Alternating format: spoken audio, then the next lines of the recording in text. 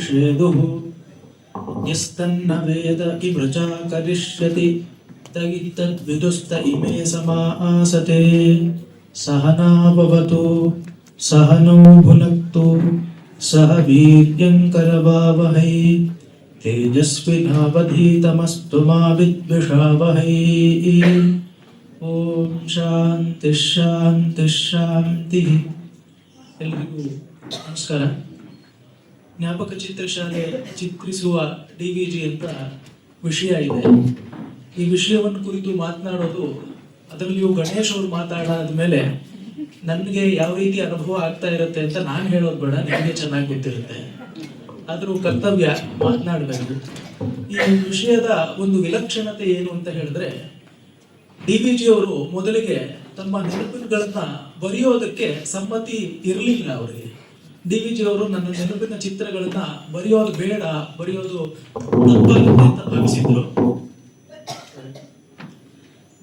ತಪ್ಪಾಗುತ್ತೆ ಅಂತ ಭಾವಿಸಿದ್ರು.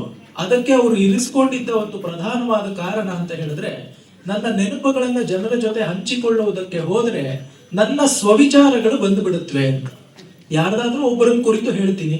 ಈಗ ಅವ್ರು ಕಂಡಂತಹ ದೊಡ್ಡ ದೊಡ್ಡ ವ್ಯಕ್ತಿಗಳು, ವಿಶ್ವೇಶ್ವರಯ್ಯನವ್ರ ಬಗ್ಗೆನೋ, BS ಶ್ರೀನಿವಾಸ ಶಾಸ್ತ್ರಿಗಳ ಬಗ್ಗೆನೋ, ಇಲ್ಲೇ ಮೈಸೂರಿನಲ್ಲಿ ನೆಲೆಸಿದ್ದಂತಹ ದಯಾಸಾಗರ ಪಂಕ್ತಿ ಪಾವನ ವೆಂಕಟಕೃಷ್ಣಯ್ಯನವ್ರ ಬಗ್ಗೆನೋ ಬರೆಯೋದಕ್ಕೆ ಹೋದ್ರೆ ನನ್ನ ಅವರ ಅನುಬಂಧ ಹೇಗಿತ್ತು, ಸಂಬಂಧ ಹೇಗಿತ್ತು, ಅವರಿಂದ ನಾವು ಯಾವ ಮೌಲ್ಯಗಳ ಬೆಳಕನ್ನ ಕಂಡೆ, ಇವನ್ನೆಲ್ಲ ಬರೆಯೋಕೆ ಹೋದಾಗ ನನ್ನ ವಿಚಾರ ಬಂದ್ಬಿಡುತ್ತೆ, ಹೀಗಾಗಿ ಬರೆಯೋಲ್ಲ ಅಂತ ತೊಡಗು ಮಾಡ್ಕೊಂಡಿದ್ರು. ಈ ಹೊತ್ತು ನಾನು ಆರಿಸಿಕೊಂಡಿರುವ ವಿಚಾರ ಅಥವಾ ನನಗೆ ಆದಿಷ್ಟವಾದ ವಿಚಾರ ಅಂತ ಹೇಳಿದ್ರೆ, ಜ್ಞಾಪಕ ಚಿತ್ರಶಾಲೆಯಲ್ಲಿ DVG ಅವರು ಹೇಗೆ ಕಾಣಿಸ್ತಾರೆ ಅಂತ. ಅವರು ಎಷ್ಟೋ ಮಂದಿ ಮಹನೀಯರನ್ನ ಕಂಡರಿಸಿದ್ದಾರೆ, ಆದ್ರೆ ಆ ಕಂಡರಣೆಗೊಳ್ಳುವ ಪ್ರಕ್ರಿಯೆಯಲ್ಲಿ DVG ಅವರು ನಮಗಲ್ಲಿ ಕಂಡು ಬರ್ತಾರೆ. ಅದರಲ್ಲಿ ಒಂದು ಸಾಹಿತ್ಯ ಪ್ರಕಾರ ಅಂತ ಜ್ಞಾಪಕ ಚಿತ್ರಶಾಲೆಯನ್ನ ನಾವು ಒಂದು ಶೀರ್ಷಿಕೆಯ ಅಡಿ ಅದನ್ನ ಅಡಗಿಸೋದಕ್ಕೆ ಆಗೋದಿಲ್ಲ ಅಂತ. ಗಣೇಶ್ ಅವರು ಮಾತಾಡ್ತಿರ್ಬೇಕಾದ್ರೆ ಬಹಳಷ್ಟು ಸಲ ಹೇಳಿದಂತಹ ಒಂದು ಮಾತು ಅಂದ್ರೆ, DVG ಅವರು ಒಟ್ಟಂದದಲ್ಲಿ ವಿಷಯಗಳನ್ನ ಗ್ರಹಿಸ್ತಾ ಇದ್ರು, ಅವರಲ್ಲಿ ಒಂದು ಸಾಮರಸ್ಯಕ್ಕೆ ಬೆಲೆ ಇತ್ತು ಅಂತ. ಅವರೇ ಒಂದು ಕಡೆ ಹೇಳ್ತಾರೆ, ಒಬ್ಬರಿಗೆ ಬರೆದಂತಹ ಒಂದು ಪತ್ರದಲ್ಲಿ, I have looked at life as an undivided whole ಅಂತ. ನಾನು ಜೀವನವನ್ನ ಸಮಗ್ರವಾಗಿ ಗ್ರಹಿಸ್ತೀನಿ, ಅದನ್ನ ಖಂಡಗಳಾಗಿ ಪ್ರತ್ಯೇಕವಾಗಿ ಪ್ರವಿಭಾಗಗಳನ್ನ ಮಾಡಿ ನಾನು ಗ್ರಹಿಸೋದಿಲ್ಲ ಅಂತ ಹೇಳಿದ್ದಾರೆ. ಇದು ಜ್ಞಾಪಕ ಚಿತ್ರಶಾಲೆಯ ಮಟ್ಟಿಗೆ ಎಷ್ಟು ಸುಂದರವಾಗಿ ಅನ್ವಯಿಸುತ್ತೆ ಅಂತ ಹೇಳಿದ್ರೆ, ಇದನ್ನ ಒಂದು ಸಾಹಿತ್ಯ ಪ್ರಕಾರ ಅಂತ ನಾವು ಪರಿಗಣಿಸುವುದಕ್ಕೆ ಅಸಾಧ್ಯ. ಇದನ್ನ ಸ್ಮೃತಿ ಚಿತ್ರ ಮಾಲಿಕೆ ಅಂತ ಹೇಳೋಣವೆ, ಹೆಸರೇ ಹೇಳುತ್ತೆ, ಜ್ಞಾಪಕಗಳ ಚಿತ್ರಶಾಲೆ, museum, gallery, an art gallery of memories ಅಂತಾನೆ ಅವರು ಅದಕ್ಕೆ ಅನುವಾದ ಮಾಡಿದ್ದಾರೆ. ಆ ಎಳೆಗಳು ಇವೆ. ಇನ್ನ ಇದರಲ್ಲಿ ಈ ಹೊತ್ತಿನ ಭಾಷಣದಿಂದಲೇ ಸ್ಫುಟವಾಗುವಂತೆ ಆತ್ಮವೃತ್ತಾಂತದ, ಆತ್ಮಚರಿತ್ರೆಯ, ಆತ್ಮಕಥೆಯ ಎಷ್ಟೋ ಆಯಾಮಗಳು, ಎಳೆಗಳು ಅವು ಕೂಡ ಬಂದು ಸೇರ್ಕೊಳ್ಳುತ್ತವೆ. ಇನ್ನ ಪ್ರಧಾನವಾಗಿ ಇಲ್ಲಿ ಚಿತ್ರಿತರಾಗಿರುವವರು ಮನುಷ್ಯರು, ವ್ಯಕ್ತಿಗಳು, ಸಮಾಜಕ್ಕೆ ಬೆಳಕಾಗುವಂತಹ ಮಾರ್ಗದರ್ಶಕ ಮಹನೀಯರು ಎಂಬ ಕಾರಣದಿಂದ ಇದು ವ್ಯಕ್ತಿ ಚಿತ್ರಗಳಾಗಿಯೂ ಸಲ್ಲುತ್ತವೆ. ಇನ್ನೂ ಅನೇಕ ಆಯಾಮಗಳನ್ನ ನಾವಿಲ್ಲಿ ಕಾಣಬಹುದು. ಇನ್ನು ಎಷ್ಟು ವಿಷಯಗಳು ಬಂದಿವೆ, ಸಾಹಿತ್ಯ, ಕಲೆ, ಸಂಸ್ಕೃತಿ, ಮತ, ದರ್ಶನ, ರಾಜಕಾರಣ, ಶಿಕ್ಷಣ ಎಲ್ಲವೂ ಬಂದಿದೆ. ಇದಕ್ಕಾಗಿಯೇ ಪ್ರಾಯಶಃ ಒಂದು ಹೊಸ ಸಾಹಿತ್ಯ ಪ್ರಕಾರವನ್ನು ನಾವು ಕಂಡುಕೊಳ್ಬೇಕೇನೋ. ಕ್ರಿಯೇಟಿವ್ ನಾನ್ ಫಿಕ್ಷನ್ ಅಂತ ಹೇಳ್ತಾರೆ.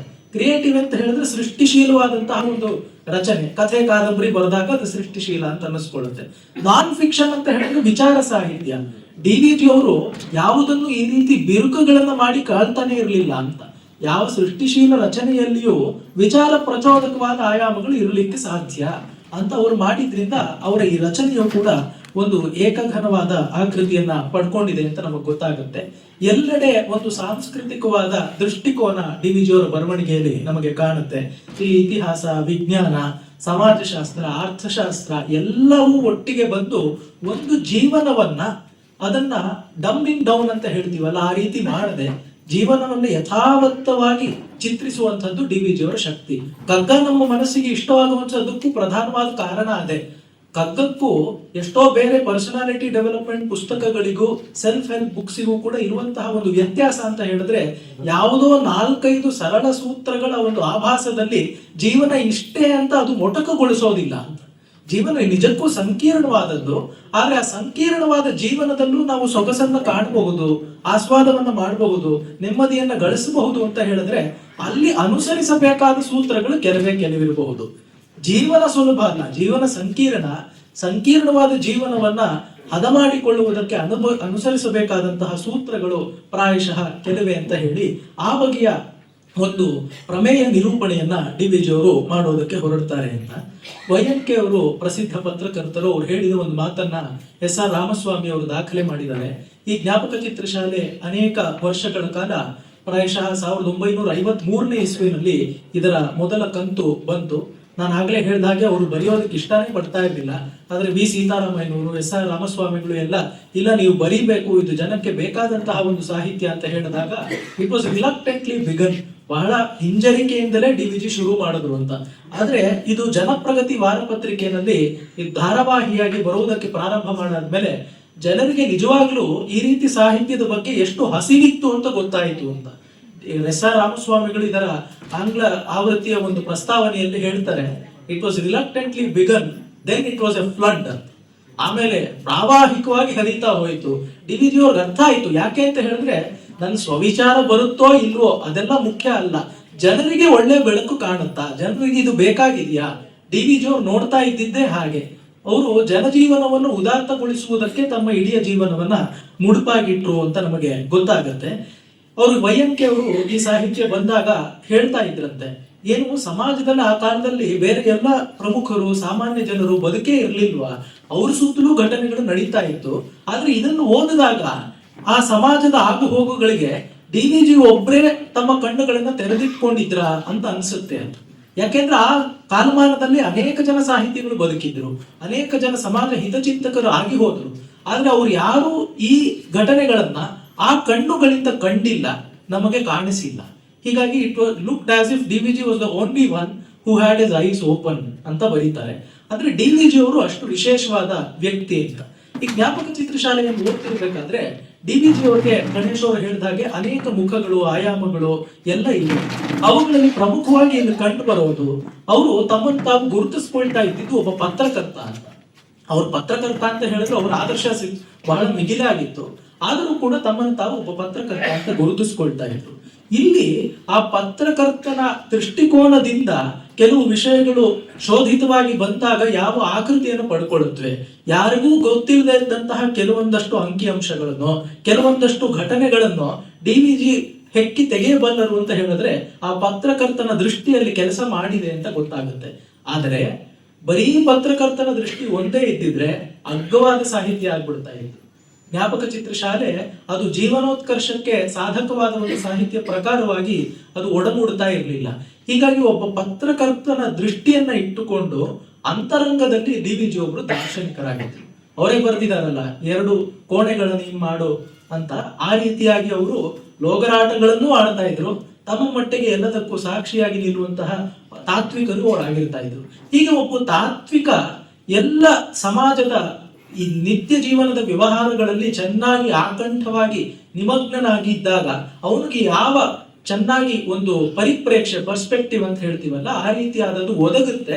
ಅದನ್ನ ಡಿ.ವಿ.ಜಿ ಅವರು ಇಲ್ಲಿ ಒದಗಿಸಿಕೊಟ್ಟಿದ್ದಾರೆ.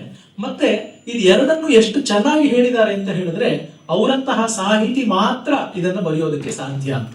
ಹೀಗೆ ಒಬ್ಬ ಪತ್ರಕರ್ತನ ಕಣ್ಣುಗಳು ಅದನ್ನೆಲ್ಲ ಜೀರ್ಣ ಮಾಡಿಕೊಂಡು ಸಮರಸವಾಗಿ ಅದನ್ನ ಕಾಣಿಸಬಲ್ಲಂತಹ ಒಬ್ಬ ದಾರ್ಶನಿಕನ ದರ್ಶನ ಶಕ್ತಿ ಮತ್ತು ಒಬ್ಬ ಒಳ್ಳೆಯ ಸಾಹಿತ್ಯ ಒಂದು ಅಭಿವ್ಯಕ್ತಿ ಕ್ರಮ ಅಷ್ಟನ್ನ ರಮಣೀಯವಾಗಿ ಹೇಳ್ತಾರೆ.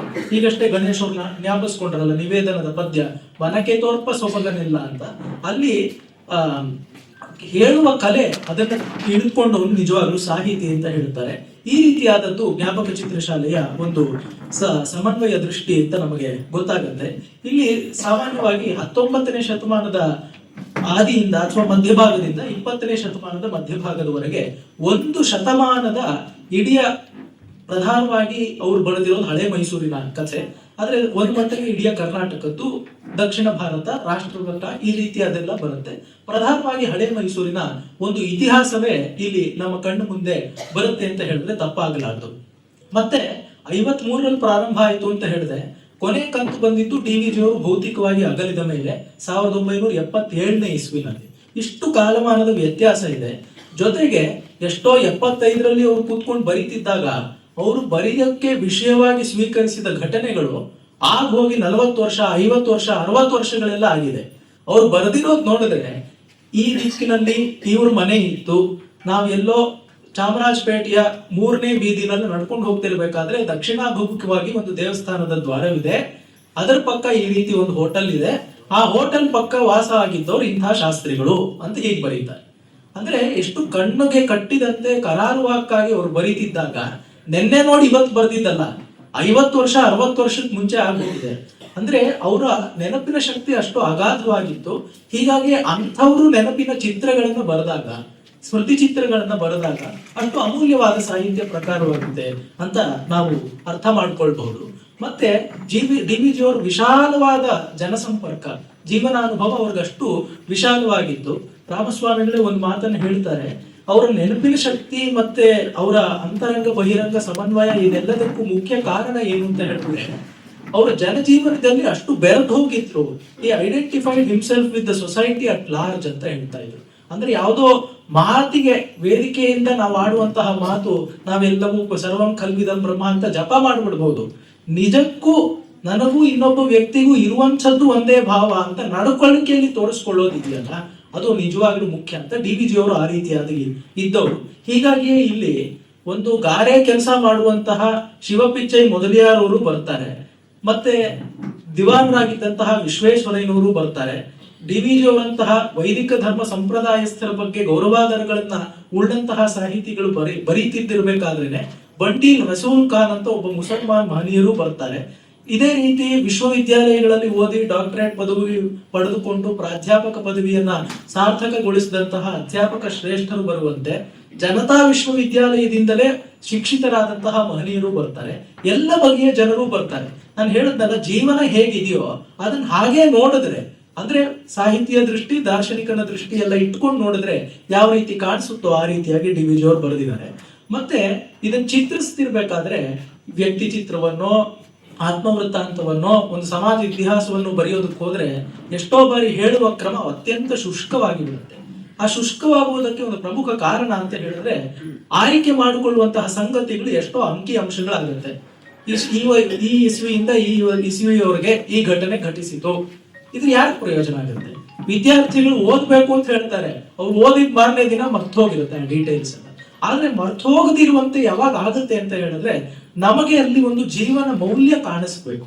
ಇದರಿಂದ ನಾನು ನನ್ನ ಜೀವನವನ್ನ ಏನಾದ್ರೂ ಒಂದು ಸ್ವಲ್ಪನಾದ್ರೂ ಹಸನಾಗಿಸಿ ಮಾಡಿಕೊಳ್ಳಬಲ್ಲೇನೆ ಅಂತ ಅದು ಕಾಣದಾಗ ಡಿ.ವಿ.ಜಿ ಅವರು ಆ ರೀತಿಯಾದ ಘಟನೆಗಳಿಗೆ ಪ್ರಾಧಾನ್ಯವನ್ನ ಕೊಟ್ಟು ಬರೆದಿದ್ದಾರೆ ಅಂತ ನಮಗೆ ಗೊತ್ತಾಗುತ್ತೆ. ಅವ್ರದೇ ಒಂದು ಅರಿಕೆಯ ಮಾತು ನೋಡಿ, ವ್ಯಕ್ತಿ ಚರಿತ್ರೆಗೆ ಬೇಕಾದದ್ದು ಶೀಲ ನಿದರ್ಶಕವಾದ ಘಟನೆಗಳು, ಕ್ಯಾರೆಕ್ಟರ್ ರಿವೀಲಿಂಗ್ ಇನ್ಸಿಡೆಂಟ್ಸ್ ಅಂತ ಬರೀತಾರೆ. ಶೀಲ ನಿದರ್ಶಕವಾದ ಘಟನೆಗಳು, ಬರೇ ಘಟನೆಗಳು ಅಲ್ಲ, ಎಷ್ಟೋ ಘಟನೆಗಳಿರುತ್ತೆ. ಅವ್ರ ಅಂಗಡಿಗೆ ಹೋಗಿ ಕಾಫಿ ಪುಡಿ ತಗೊಂಡ್ ಬಂದ್ರು ಅಂತ ಹೇಳಿದ್ರೆ ಸ್ವಾರಸ್ಯ ಆಗೋದಿಲ್ಲ. ಯಾವಾಗ ಅದೇ ಕಾಫಿ ಪುಡಿ ತಗೊಂಡ್ ಬಂದಿದ್ದು ಸ್ವಾರಸ್ಯ ಆಗತ್ತೆ ಅಂದ್ರೆ ಡಿ.ವಿ.ಜಿ ಅವರು 1970ನೇ ಇಸ್ವಿನಲ್ಲಿ ಸಾರ್ವಜನಿಕವಾಗಿ ಬೆಂಗಳೂರಿನಲ್ಲಿ ಒಂದು ಸಮ್ಮಾನ ಸಮಾರಂಭವನ್ನು ಏರ್ಪಡಿಸಿ ಸಾರ್ವಜನಿಕರು ಎಲ್ಲರೂ ಸೇರಿ ಆಗಿನ ಕಾಲಮಾನಕ್ಕೆ 1 ಲಕ್ಷ ರೂಪಾಯಿ ಅವರಿಗೆ ಬಹುಕರಿಸ್ತಾರೆ. ಅದನ್ನ ಅದೇ ವೇದಿಕೆಯಲ್ಲಿ ತಾವು ಕಟ್ಟಿ ಬೆಳೆಸಿದಂತಹ ವರ್ಧಿಸಿದಂತಹ ಒಂದು ಸಂಸ್ಥೆ ಗೋಖಲೆ ಸಾರ್ವಜನಿಕ ವಿಚಾರ ಸಂಸ್ಥೆಗೆ ಅವರು ಧಾರಾಯತ್ವವಾಗಿ ಕೊಟ್ಟು ಬಿಡ್ತಾರೆ. ಅದರ ಮಾರನೇ ದಿನ ಯಾರೋ ಮನೆಗೆ ಅತಿಥಿಗಳು ಬಂದಿದ್ದಾಗ ಕಾಫಿ ಪುಡಿ ಇಲ್ಲ ಅಂತ ಚೀಟಿ ಬರೆದು ಕಳಿಸ್ತಾರಲ್ಲ ಅಂಗಡಿ ಕೃಷ್ಣಪ್ಪನವ್ರಿಗೆ, ಸ್ವಲ್ಪ ಕಾಫಿ ಪುಡಿ ಸಕ್ಕರೆ ನನಗಿದ್ರೆ ಬೇಕಾಗಿತ್ತು, ದುಡ್ಡು ಆಮೇಲೆ ಕೊಡ್ತೀನಿ ಅಂತ. ಈ ಕಾಫಿ ಪುಡಿ ವ್ಯವಹಾರ ಶೀಲ ನಿದರ್ಶಕವಾದ ಘಟನೆ. ಈ ರೀತಿ ಆದಾಗ ಒಂದು ತಥ್ಯ ಮೌಲ್ಯವಾಗಿ ಅದು ತನ್ನನ್ನೇ ತಾನು ಬೆಳೆಸಿಕೊಳ್ಳುತ್ತೆ, ವಿಕಸಿತವಾಗುತ್ತೆ.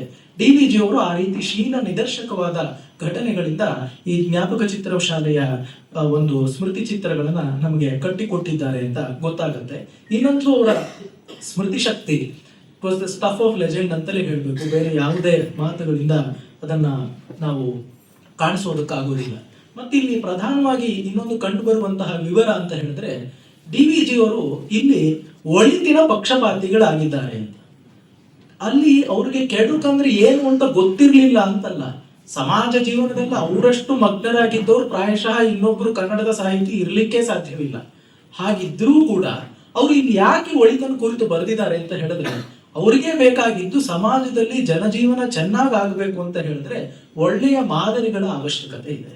ಆ ಮಾದರಿಗಳು ಕೆಡುಕಿನ ಜೊತೆ ಒಳ್ಳೆಯದು ಇದೆಯಲ್ಲ, ಅವ್ರಿಗೆ ದೃಷ್ಟಿಕೋನ ನಿಜವಾಗ್ಲೂ ಪಾರಮಾರ್ಥಿಕವಾಗಿ ಏನು ಅಂತ ಹೇಳಿದ್ರೆ ನಮ್ಮಲ್ಲಿ ಎಲ್ಲರಲ್ಲೂ ಒಳ್ಳೆತನ ಕೆಟ್ಟತನ ಆಗಿರೋದಕ್ಕೆ ಮೂಲ ಕಾರಣಗಳು ಸತ್ವರಜಸ್ ತಮೋ ಗುಣಗಳ ಅಸಮವಾದ ಮಿಶ್ರಣ. ಡಿ ವಿ ಜಿ ಅವರೇ ಎಷ್ಟೋ ಕಡೆ ಅವರು ವಿವರಿಸಿರುವಂತೆ ನಮ್ಮಲ್ಲಿ ತಮೋಗುಣ ರಜೋಗುಣಗಳಿದ್ದಂತೆಯೇ ಸತ್ವಗುಣವೂ ಇದೆ. ಆ ಸದಂಶವನ್ನ ಜಾಗರಣ ಮಾಡಿಕೊಳ್ಳುವುದರಲ್ಲಿ ನಮ್ಮ ಜೀವನವನ್ನು ಪಕ್ವಗೊಳಿಸುವಂತಹ ಮಾನುಷಾವಕಾಶವಿದೆ. ಈ ಸದಂಶ ಜಾಗರಣ ಹೇಗಾಗುತ್ತೆ? ನಾವೇನಾದ್ರೂ ಜಪ ಮಾಡೋದ್ರಿಂದ ಆಗುತ್ತೆ, ಎಲ್ಲದರಲ್ಲೂ ಆಗುತ್ತೆ. ಎಲ್ಲದಕ್ಕಿಂತ ಸುಲಭವಾದ ಮಾರ್ಗ ಒಳ್ಳೆಯವರ ಒಂದು ಸಂಘದಲ್ಲಿ ಇರುವುದು. ಸತ್ಸಂಗ ಅಂತ ಹೇಳೋದು ಅದೇ ತಾನೆ. ಅದರಿಂದ ಎಷ್ಟೋ ಆರಾಮವಾಗುತ್ತೆ ಅಂತ. ಇದೇ ಮೊದಲನೇ ಸಂಪುಟ ಜ್ಞಾಪಕ ಚಿತ್ರಶಾಲೆಯಲ್ಲಿ ಒಂದು ಶ್ಲೋಕ ಬರೀತಾರೆ, ಕರುಣಾಕರ್ಣಿಕೆಯಾಗಿ ಬಂದಂತಹ ಒಂದು ಶ್ಲೋಕ. ಸಂತ ಸದಾಭಿಗಂತವ್ಯಾಹ ಯದಿ ನೋಪದಿಶಂತ್ಯಪಿ ಯಾಸ್ತು ಸ್ವೈರ ಕಥಾಹ ತೇಷಾಂ ಉಪದೇಶ ಭುವಂತಿತಾಹ ಅಂತ ಒಂದು ಶ್ಲೋಕ ಬರೀತಾರೆ. ಈ ಜ್ಞಾಪಕ ಚಿತ್ರಶಾಲೆಯನ್ನ ಈ ಒಂದು ಶ್ಲೋಕದ ವ್ಯಾಖ್ಯಾನ ಅಂತಲೇ ನಾವು ಭಾವಿಸಬಹುದು. ಒಳ್ಳೆಯವರು, ಸತ್ಪುರುಷರು, ಸಮಾಜ ಹಿತಚಿಂತಕರು ಯಾರಿರ್ತಾರೋ ಅವ್ರ ಹತ್ರ ನಾವು ಸುಮ್ಮನೆ ಹೋಗಿ ಕುಳಿತುಕೊಂಡ್ರೆ ಸಾಕು.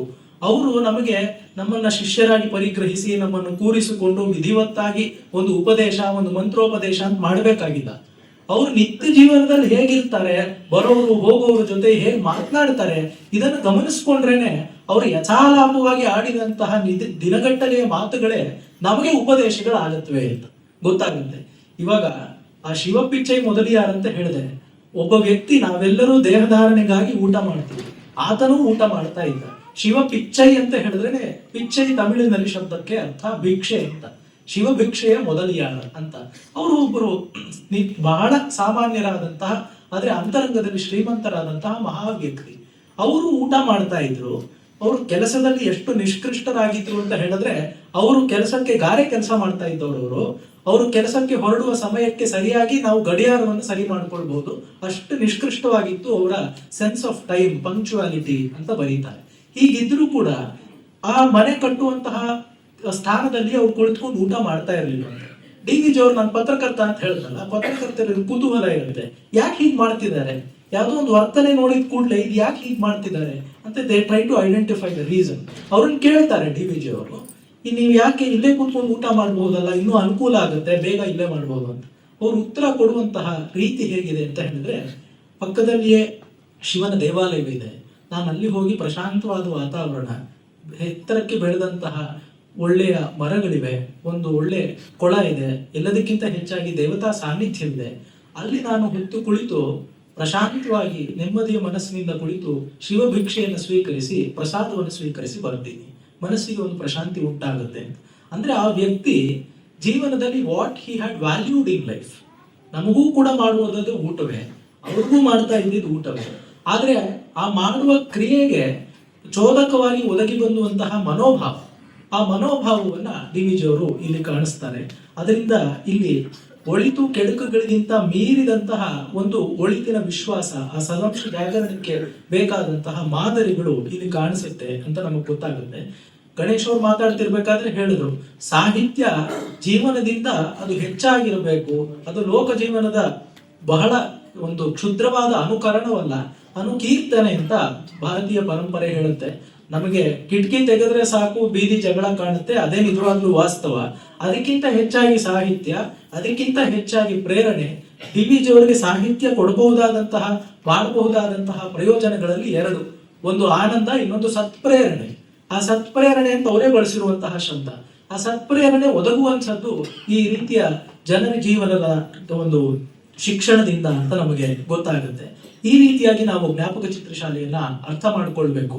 ಇದಕ್ಕೆ ಒಂದು ಉದಾಹರಣೆಯನ್ನ ಕೊಟ್ಟು ನಾನು ಮುಂದಕ್ಕೆ ಹೋಗ್ತೇನೆ. ಜ್ಞಾಪಕ ಚಿತ್ರಶಾಲೆಯನ್ನ ಅರ್ಥೈಸಿಕೊಳ್ಳುವುದಕ್ಕೆ ಒಂದು ಸಣ್ಣ ಸೂತ್ರದ ರೀತಿಯಲ್ಲಿ ಅಂದ್ರೆ, ಎಲ್ಲರಿಗೂ ಮಂಕುತಿಮ್ಮನ ಕಗ್ಗ ಗೊತ್ತು. ಆ ಮಂಕುತಿಮ್ಮನ ಕಗ್ಗಗಳಲ್ಲಿ ಇರುವಂತಹ ಸೂತ್ರಗಳಿಗೆ ಈ ಜ್ಞಾಪಕ ಚಿತ್ರಶಾಲೆಯ ಚಿತ್ರಗಳು ಭಾಷ್ಯದಂತೆ ಇವೆ. ಈ ಮಹಾಭಾರತದಲ್ಲಿ ಭಗವದ್ಗೀತೆನೂ ಬರುತ್ತೆ. ಭಗವದ್ಗೀತೆ ಒಂದು ರೀತಿ ಮಂಕುತಿಮ್ಮನ ಕಗ್ಗದಂತೆ, ಅಲ್ಲಿ ಇರುವಂತಹ ಎಲ್ಲ, ಅಥವಾ ಕಗ್ಗ ಗೀತೆಯಂತೆ. ಆ ರೀತಿಯಾಗಿರುವುದು ಆ ಕಗ್ಗದ ಗೀತೆಯಲ್ಲಿ ಹೇಳಿರುವಂತಹ ತತ್ವಗಳಿಗೆ ಹೇಗೆ ಒಂದು ಜೀವನದ ಭಾಷ್ಯವಾಗಿ ಮಹಾಭಾರತ ಇದೆಯೋ, ಅದನ್ನು ಅರ್ಥ ಮಾಡ್ಕೊಳ್ಳೋದಕ್ಕೆ ಅವಕಾಶ ಇದೆಯೋ, ಅದೇ ರೀತಿ ಕಗ್ಗದಲ್ಲಿ ಬಂದಿರುವಂತಹ ಎಲ್ಲ ಜೀವನ ದರ್ಶನಗಳಿಗೂ ನಿದರ್ಶನಗಳಾಗಿ ಈ ಜ್ಞಾಪಕ ಚಿತ್ರಶಾಲೆಯ ಸಂದರ್ಭಗಳಿವೆ ಅಂತ ನಾವು ಭಾವಿಸಬಹುದು. ಇನ್ನ ಮುಂದಿನ ಘಟ್ಟದಲ್ಲಿ ಈ 8 ಸಂಪುಟಗಳಿವೆ ಡಿ ವಿ ಜಿ ಅವರು ಬರೆದಿರುವಂತಹ ಜ್ಞಾಪಕ ಚಿತ್ರಶಾಲೆಗೆ. ಪ್ರಾಯಶಃ ಇಷ್ಟು ಅಗಾಧ ಪ್ರಮಾಣದಲ್ಲಿ ಸ್ಮೃತಿ ಸಾಹಿತ್ಯ ಪ್ರಪಂಚದ ಬೇರೆ ಭಾಷೆಗಳಲ್ಲಿ ಇವೆಯೇ ನಮ್ಮದೇ ಬೇರೆ ನುಡಿಗಳಿವೆ, ಪ್ರಾಯಶಃ ಈ ಪ್ರಮಾಣದಲ್ಲಿ ಇಷ್ಟು ಒಳ್ಳೆಯ ರೀತಿಯಲ್ಲಿ ಇರಲಾರದು. ಆ ಒಂದು ರೀತಿಯಿಂದಲೂ ಕೂಡ ಇದಕ್ಕೆ ಅನನ್ಯತೆ ಇದೆ ಅಂತ ನಾವು ಅರ್ಥ ಮಾಡ್ಕೊಳ್ಬಹುದು. DVG ಅವರು ಆ 8 ಸಂಪುಟಗಳಿಗೂ ಅರಿಕೆ ಅಂತ ತಮ್ಮ ಲೇಖಕನ ನುಡಿಯಾಗಿ ಬರೆದಿದ್ದಾರೆ. 8ನೇ ಸಂಪುಟ ಅವರು ಈ ಕಾಲವಾದ ಮೇಲೆ ಬಂತು, ಆದ್ರೆ ಎಷ್ಟೋ ಸಂಪುಟಗಳಿಗೆ ಬರೆದಿದ್ದಾರೆ. ಅಲ್ಲಿ ನೋಡಿ, ಅಲ್ಲಿ ಹೇಳಿರುವಂತಹ ಕೆಲವು ಮಾತುಗಳನ್ನ ನಾವು ಗಮನಿಸ್ಕೊಂಡ್ರೆ DVG ಅವರಿಗೇನೆ ಇದನ್ನ ಜನ ಹೇಗೆ ಓದಿ ಅರ್ಥ ಮಾಡ್ಕೊಳ್ಬೇಕು ಅಂತ ಗೊತ್ತಾಗುತ್ತೆ ಅಂತ. ಇವಾಗ ಎಷ್ಟೋ ಬಾರಿ DVG ಅವರು ಏನ್ ಮಾಡ್ತಾರೆ ಅಂತ ಹೇಳಿದ್ರೆ, ಇವಾಗ ಋತ ಸತ್ಯ ಧರ್ಮವನ್ನು ಬೇರೆ ಒಂದು ಸಂಸ್ಕೃತಿಯನ್ನು ಬರೀತಿರ್ಬೇಕಾದ್ರೆ ಅಲ್ಲೊಂದು ಸಣ್ಣ ಟಿಪ್ಪಣಿ ಹಾಕ್ತಾರೆ. ಬೇರೆ ಪುಸ್ತಕಗಳಲ್ಲೂ ಕಂಡು ಬರುತ್ತೆ. ಇದೇ ಲೇಖಕನ ಸಾಹಿತ್ಯ ಶಕ್ತಿ ಎಂಬ ಪುಸ್ತಕವನ್ನ ನೋಡಿ ಒಂದು ಟಿಪ್ಪಣಿ ಬರೆದಿರ್ತಾರೆ. ಅಂದ್ರೆ ಬೇರೆ ಕಡೆ ನಾನು ಇದೇ ಭಾವವನ್ನ ಹೇಳಿದ್ದೀನಿ, ಅದು ಎರಡನ್ನೂ ಒಟ್ಟಿಗೆ ಜೋಡಿಸಿಕೊಂಡು ನೋಡಿದ್ರೆ ಇನ್ನಷ್ಟು ಪೂರ್ಣವಾದ ಚಿತ್ರಣ ಓದುಗರಿಗೆ ಕೇಳುಗರಿಗೆ ಲಭಿಸುತ್ತೆ ಎಂಬ ಕಳಕಳಿ ಅವರದಾಗಿತ್ತು. ಹೀಗಾಗಿ ಅವರ ಅರಿಕೆಯ ಕೆಲವು ಮಾತುಗಳನ್ನ ನೋಡೋಣ. ಮುಖ್ಯವಾಗಿ ಇಲ್ಲಿರುವಂಥದ್ದು ಚರಿತ್ರೆ. ಅದು ವ್ಯಕ್ತಿ ಚರಿತ್ರೆ, ಒಂದು ಸಮಾಜದ ಘಟಕದ ಚರಿತ್ರೆ, ಇಡೀ ಸಮಾಜದ ಚರಿತ್ರೆಯೂ ಹೌದು. ಇವುಗಳನ್ನ ಬಳಸ್ಕೊಂಡು ಆ ಕಾಲವನ್ನು ನಾವು ಪುನಾರಚನೆ ಮಾಡಬಹುದು. ರೀಕ್ರಿಯೇಷನ್ ಅಂತ ಹೇಳ್ತೀವಲ್ಲ, ಇವತ್ತೆಲ್ಲ ಕಾದಂಬರಿಗಳನ್ನು ಬರೆಯೋಕೆ ಹೋಗ್ತಾರೆ, ಸಿನಿಮಾಗಳನ್ನು ಮಾಡೋಕೆ ಹೋಗ್ತಾರೆ. ಅದನ್ನೆಲ್ಲ ಮಾಡ್ತಿರ್ಬೇಕಾದ್ರೆ ಆ ಕಾಲದ ಚಿತ್ರಣವನ್ನ ಪಡೆದುಕೊಳ್ಳುವುದಕ್ಕೆ ಈ ಜ್ಞಾಪಕ ಚಿತ್ರಶಾಲೆಯ ಪ್ರಬಂಧಗಳು ಬಹಳ ಒದಗಿ ಬರುತ್ತವೆ. ಇಲ್ಲಿ ಅವರು ಹೇಳ್ತಾರೆ ನೋಡಿ, ಒಂದು ವಾಕ್ಯ ಎಷ್ಟು ಚೆನ್ನಾಗಿದೆ. ಅವರ ಭಾಷೆಗೂ ಇದು ನಿದರ್ಶನವಾಗಿದೆ. ಜನತೆಯ ಹಾನಿವೃದ್ಧಿಗಳು, ಬಲಾಬಲಗಳು, ಉನ್ನತಿ ಅವನತಿಗಳು, ಅವರ ಸೌಜನ್ಯ, ಪಾರಿಶುದ್ಧ್ಯ, ಉದಾತ್ತತೆ, ನೀಚ ದೃಷ್ಟಿ, ಭೋಗಾಸಕ್ತಿ, ಅಹಂಕಾರ, ದರ್ಪ, ಮದ ಮಾತ್ಸರ್ಯಗಳು, ಇಂತಹ ದೇಹಗುಣ, ಮನೋಗುಣ, ಬುದ್ಧಿಗುಣಗಳು ಅವರ ಏಳಿಗೆಗೂ ಬೀಳಿಗೂ ಹೇಗೆ ಹೇಗೆ ಕಾರಣ ಆಗುತ್ತವೆ ಎಂಬುದರ ವಿವೇಕವೇ ಚರಿತ್ರೆಯ ವ್ಯಾಸಂಗದಿಂದ ನಮಗೆ ಉಂಟಾಗುವಂತಹ ಲಾಭ. ಮುಂದಿನ ವಾಕ್ಯ ನೋಡಿ, ಅನುಭವ ಪರೀಕ್ಷೆಯ ಮೂಲಕ ಉತ್ಪನ್ನವಾಗುವ ಯುಕ್ತಾಯುಕ್ತ ವಿವೇಕವು ನಮ್ಮ ಮುಂದಿನ ಪ್ರಯಾಣಕ್ಕೆ ಕೈದೀವಿಗೆ ಆಗಬಲ್ಲದು. ಅನುಭವ ಪರೀಕ್ಷೆಯ ಮೂಲಕ ಉತ್ಪನ್ನವಾಗುವ ಯುಕ್ತಾಯುಕ್ತ ವಿವೇಕ, ಇದಕ್ಕಿಂತ ಹೆಚ್ಚಾಗಿ ಯಾರೂ ಏನು ಹೇಳೋದಕ್ಕೆ ಸಾಧ್ಯವೇ ಇಲ್ಲ. ಯಾವುದಾದ್ರೂ ಒಂದು ಘಟನೆ ಆಯಿತು ಅಂತ ಹೇಳಿದ್ರೆ ನಮ್ಮನ್ನ ನಾವು ಅದಕ್ಕೆ ತೆರೆದುಕೊಂಡ್ರೆ ನಮಗೊಂದು ಅನುಭವ ಅಂತ ಆಗುತ್ತೆ. ಆ ಅನುಭವವನ್ನ ನಾವು ಪರೀಕ್ಷಿಸಿಕೊಳ್ಳಬೇಕು. ಅವರು GP ರಾಜರತ್ನಂ ಅವರ ಜೊತೆ ಮಾಡಿದಂತಹ ಸಂದರ್ಶನದಲ್ಲೂ ಇದೇ ಹೇಳ್ತಾರೆ. ಎಷ್ಟೋ ವಿಷಯಗಳನ್ನ ನಮಗೆ ಸತ್ಯ ಅಂತ ತಿಳಿಸ್ತಾರೆ, ನಾವು ಅದನ್ನ ಶೋಧಿಸಬೇಕು ಅಂತ ಇದೇ ಮಾತುಗಳಲ್ಲಿ ಹೇಳ್ತಾರೆ. ಅದೇ ರೀತಿ ನಮಗೆ ಅನುಭವಗಳಾಗತ್ವೆ. ಅನುಭವಗಳನ್ನ ಆಗದಾಗ ಪರೀಕ್ಷೆ ಮಾಡಿಕೊಂಡ್ರೆ ಇದು ಸರಿ, ಇದು ತಪ್ಪು ಅಂತ ಆಗುತ್ತೆ. ಈ ಸರಿ ತಪ್ಪುಗಳನ್ನ ಸರಿಯಾಗಿ ಅರ್ಥ ಮಾಡ್ಕೊಳ್ಳೋದೇ ವಿವೇಕ ಅಂತ, ಯುಕ್ತಾಯುಕ್ತ ವಿವೇಕ. ಅದು ಏನ್ ಮಾಡುತ್ತೆ, ಏನ್ ವಿವೇಕ ಇದ್ರೆ ನಮ್ಗೆ ಏನ್ ಪ್ರಯೋಜನ, ಅಥವಾ ಇಲ್ದಿದ್ರೆ ನಮ್ ನಷ್ಟ ಏನು ಅಂತ ಹೇಳಿದ್ರೆ, ನಾವು ಇವಾಗ ಎಲ್ಲೋ ಇದೀವಲ್ಲ, ಇದಕ್ಕಿಂತ ಒಂದು ಹೆಜ್ಜೆ ಮುಂದೆ ಹೋಗೋದಕ್ಕೆ ಮಾನಸಿಕವಾಗಿಯೂ ಭೌತಿಕವಾಗಿಯೂ ಎಲ್ಲದಕ್ಕಿಂತ ಹೆಚ್ಚಾಗಿ ಆಧ್ಯಾತ್ಮಿಕವಾಗಿಯೂ ಈ ಒಂದು ಯುಕ್ತಾಯುಕ್ತ ವಿವೇಕ ನಮ್ಮನ್ನ ಕೈ ಹಿಡಿದು ನಡೆಸುತ್ತೆ ಅಂತ ಗೊತ್ತಾಗುತ್ತೆ. ಇನ್ನೂ ಒಂದು ಮಾತನ್ನ ಹೇಳ್ತಾರೆ ಅವರು, ಇಲ್ಲಿರುವಂತಹ ಒಳ್ಳೆಯ ವ್ಯಕ್ತಿಗಳು ಅವುಗಳ ಚಾರಿತ್ರ್ಯ ಹೇಗಿರಬೇಕು ಅಂತ ಹೇಳಿದ್ರೆ ಒಂದು ಮಾತನ್ನ ಹೇಳ್ತಾರೆ ನೋಡಿ, ನೆಲದ ಅಂತರಾಳದ ಊಟ ಚಿಲುಮೆಗಳು ಹೇಗೋ ಮನುಷ್ಯ ಸಮಾನ ಜನದಲ್ಲಿ ಸಾಮಾನ್ಯ ಜನವರ್ಗದವರ ಒಳ್ಳೆಯತನ, ಸ್ನೇಹ, ಸೌಹಾರ್ದಗಳು ಸಮಾಜಕ್ಕೆ ಹಾಗೆ ಅಂತ ಬರೀತಾರೆ. ನೆಲದ ಕೆಳಗಡೆ ಎಲ್ಲೋ ಒಂದ್ ಕಡೆ ಆ ವಾಟರ್ ಟೇಬಲ್ ನಲ್ಲಿ ಚಿಲುಮೆ ಇಲ್ಲದೆ ಇದ್ರೆ ನಾವು ಎಷ್ಟು ಆಳ ಬೋರ್ ಹಾಕಿದ್ರು ಸಿಗೋದಿಲ್ಲ ನೀರು. ಬೆಂಗಳೂರಿನಂತ ಮಹಾನಗರಗಳಲ್ಲಿ ನಾವು ಅಷ್ಟು 100 ಅಡಿ ಒಳಕ್ ಹೋದ್ರು, 1000 ಅಡಿ ಒಳಕ್ ಹೋದ್ರು ನೀರೇ ಸಿಗಲಿಲ್ಲ. ಸಮಾಜದಲ್ಲೂ ಅಷ್ಟೇ, ಎಷ್ಟು ಅಗದ್ರೂ ಕೆಡುಕೆ ಸಿಗ್ತಾ ಇದೆ, ರಕ್ತವೇ ಹೊರಗೆ ಬರ್ತಾ ಇದೆ ಅಂತ ಹೇಳಿದ್ರೆ ಒಳ್ಳೆತನದ ಚಿಲುಮೆ ಇಲ್ಲ ಅಂತ. ಇವ್ರು ಯಾರದೋ ಒಳ್ಳೆತನ ಚಿಲುಮೆ 4-6 ಜನ ದುಡ್ಡಿರೋರಲ್ಲಿ, 4-6 ಜನ ಸ್ಥಾನವಂತರಲ್ಲಿ ಇದೆ ಅಂತ ಹೇಳೋದಿಲ್ಲ, ಸಾಮಾನ್ಯ ಜನವರ್ಗದವರ ಅಂತ ಹೇಳ್ತಾರೆ. ಹೀಗಾಗಿ DVG ಅವರ ದೃಷ್ಟಿ ಈ ರೀತಿಯಾದದ್ದು ಅಂತ. ಮತ್ತೆ ಇವರು DVG ಅವರು ಎಷ್ಟು ಸಂಘ ಸಂಸ್ಥೆಗಳನ್ನ ಕಟ್ಟಿ ಬೆಳೆಸಿದ್ರು ಕೂಡ ಅವರು ವ್ಯಕ್ತಿಯ ಒಂದು ಸತ್ವಕ್ಕೆ ಬೆಲೆ ಕೊಡ್ತಾ ಇದ್ರು. ಅಲ್ಲಿ ಹೇಳ್ತಾರೆ ನೋಡಿ, ಬಹುಶಃ ಎಲ್ಲ ಜೀವನ ಕ್ಷೇತ್ರಗಳಲ್ಲಿಯೂ ಮಹಾರ್ಹವಾದದ್ದನ್ನು ಒದಗಿಸತಕ್ಕದ್ದು ವೈಯಕ್ತಿಕ ಸತ್ವ. ಒಬ್ಬನೊಬ್ಬ ಸತ್ವವರ ಪ್ರಸಾದಿಯ ಜನಾನುಗ್ರಹ ಬುದ್ಧಿ. ಹೇಗೆ ಬರೆದಿದ್ದಾರೆ ನೋಡಿ, ಒಬ್ಬನೊಬ್ಬ ಸತ್ವವರ ಪ್ರಸಾದಿಯ ಜನಾನುಗ್ರಹ ಬುದ್ಧಿ.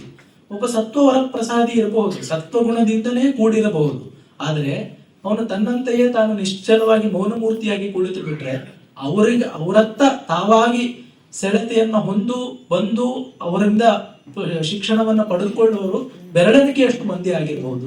ಆದರೆ ಅವನಿಗೆ ಜನಾನುಗ್ರಹ ಬುದ್ಧಿಯೂ ಇದ್ದರೆ ಲೋಕಾನುಗ್ರಹ ಅವರಿಂದ ಮಿಗಿಲಾಗಿ ಸಾಧಿತವಾಗುತ್ತೆ ಅಂತ ಗೊತ್ತಾಗುತ್ತೆ. ಡಿ ವಿ ಜಿ ಅವರು ಈ ರೀತಿಯಾದ ಜನಾನುಗ್ರಹ ಬುದ್ಧಿಯನ್ನ ಉಳ್ಳವರಾಗಿದ್ದರು ಅಂತ.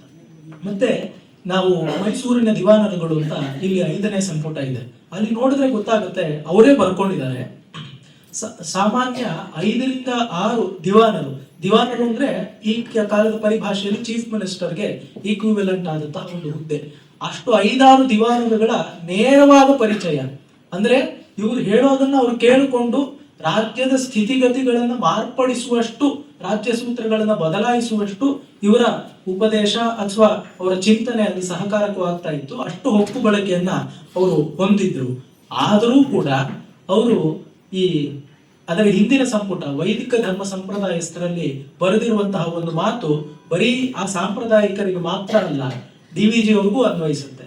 ಅವರು ಎಷ್ಟರ ಮಟ್ಟಿಗೆ ದಿವಾನರ ಜೊತೆಗೆ ಅವರು ಒಡನಾಟವನ್ನು ಇಟ್ಟುಕೊಂಡಿದ್ರು ಕೂಡ ಬಡತನದಲ್ಲಿ ಭಾಗ್ಯವಂತಿಕೆಯನ್ನ ಅವರು ಅನುಭವಿಸುತ್ತಿದ್ದರು. ಆ ಸಮಾಜದ ಮುಖ್ಯ ಲಕ್ಷಣವೇ ಹಾಗಾಗಿತ್ತು ಅಂತ ವೈದಿಕ ಧರ್ಮ ಸಂಪ್ರದಾಯಸ್ಥರ ಬಗ್ಗೆ ಬರೀತಾರೆ. ಡಿ ವಿ ಜಿ ಅವರು ಹಾಗೆ ಇದ್ರು. ಆ ಭಾಗ್ಯ ಬ್ಯಾಂಕುಗಳ ಲೆಕ್ಕಕ್ಕೆ ಸಿಕ್ಕುವಂಥದ್ದಲ್ಲ, ಧನ ಕನಕಗಳನ್ನು ಎಣಿಸಲೊಲ್ಲದ್ದು ಆ ಶ್ರೀಮಂತಿಕೆ. ಅದು ಅಂತರಾತ್ಮದ ಶ್ರೀಮಂತಿಕೆ. ಒಳ ಸಂಪತ್ತಿನ ನೆಮ್ಮದಿಯಲ್ಲಿ ಹೊರ ಸಂಪತ್ತಿನ ಕೊರತೆಯನ್ನು ಮರೆತಿದ್ದವರು ಆ ಜನ ಅಂತ ಬರೀತಾರೆ. ಒಳ ಸಂಪತ್ತಿನ ಒಳ ಸಂಪತ್ತು ಅಂತ ಒಂದಿದೆ ಅಂತ ಗೊತ್ತಾಗ್ಬೇಕು. ಒಳಗಿರೋದೆಲ್ಲ ಕೆಟ್ಟದೇ ಆಗಿದ್ರೆ ಸಂಪತ್ತು ಹೇಗಾಗತ್ತೆ?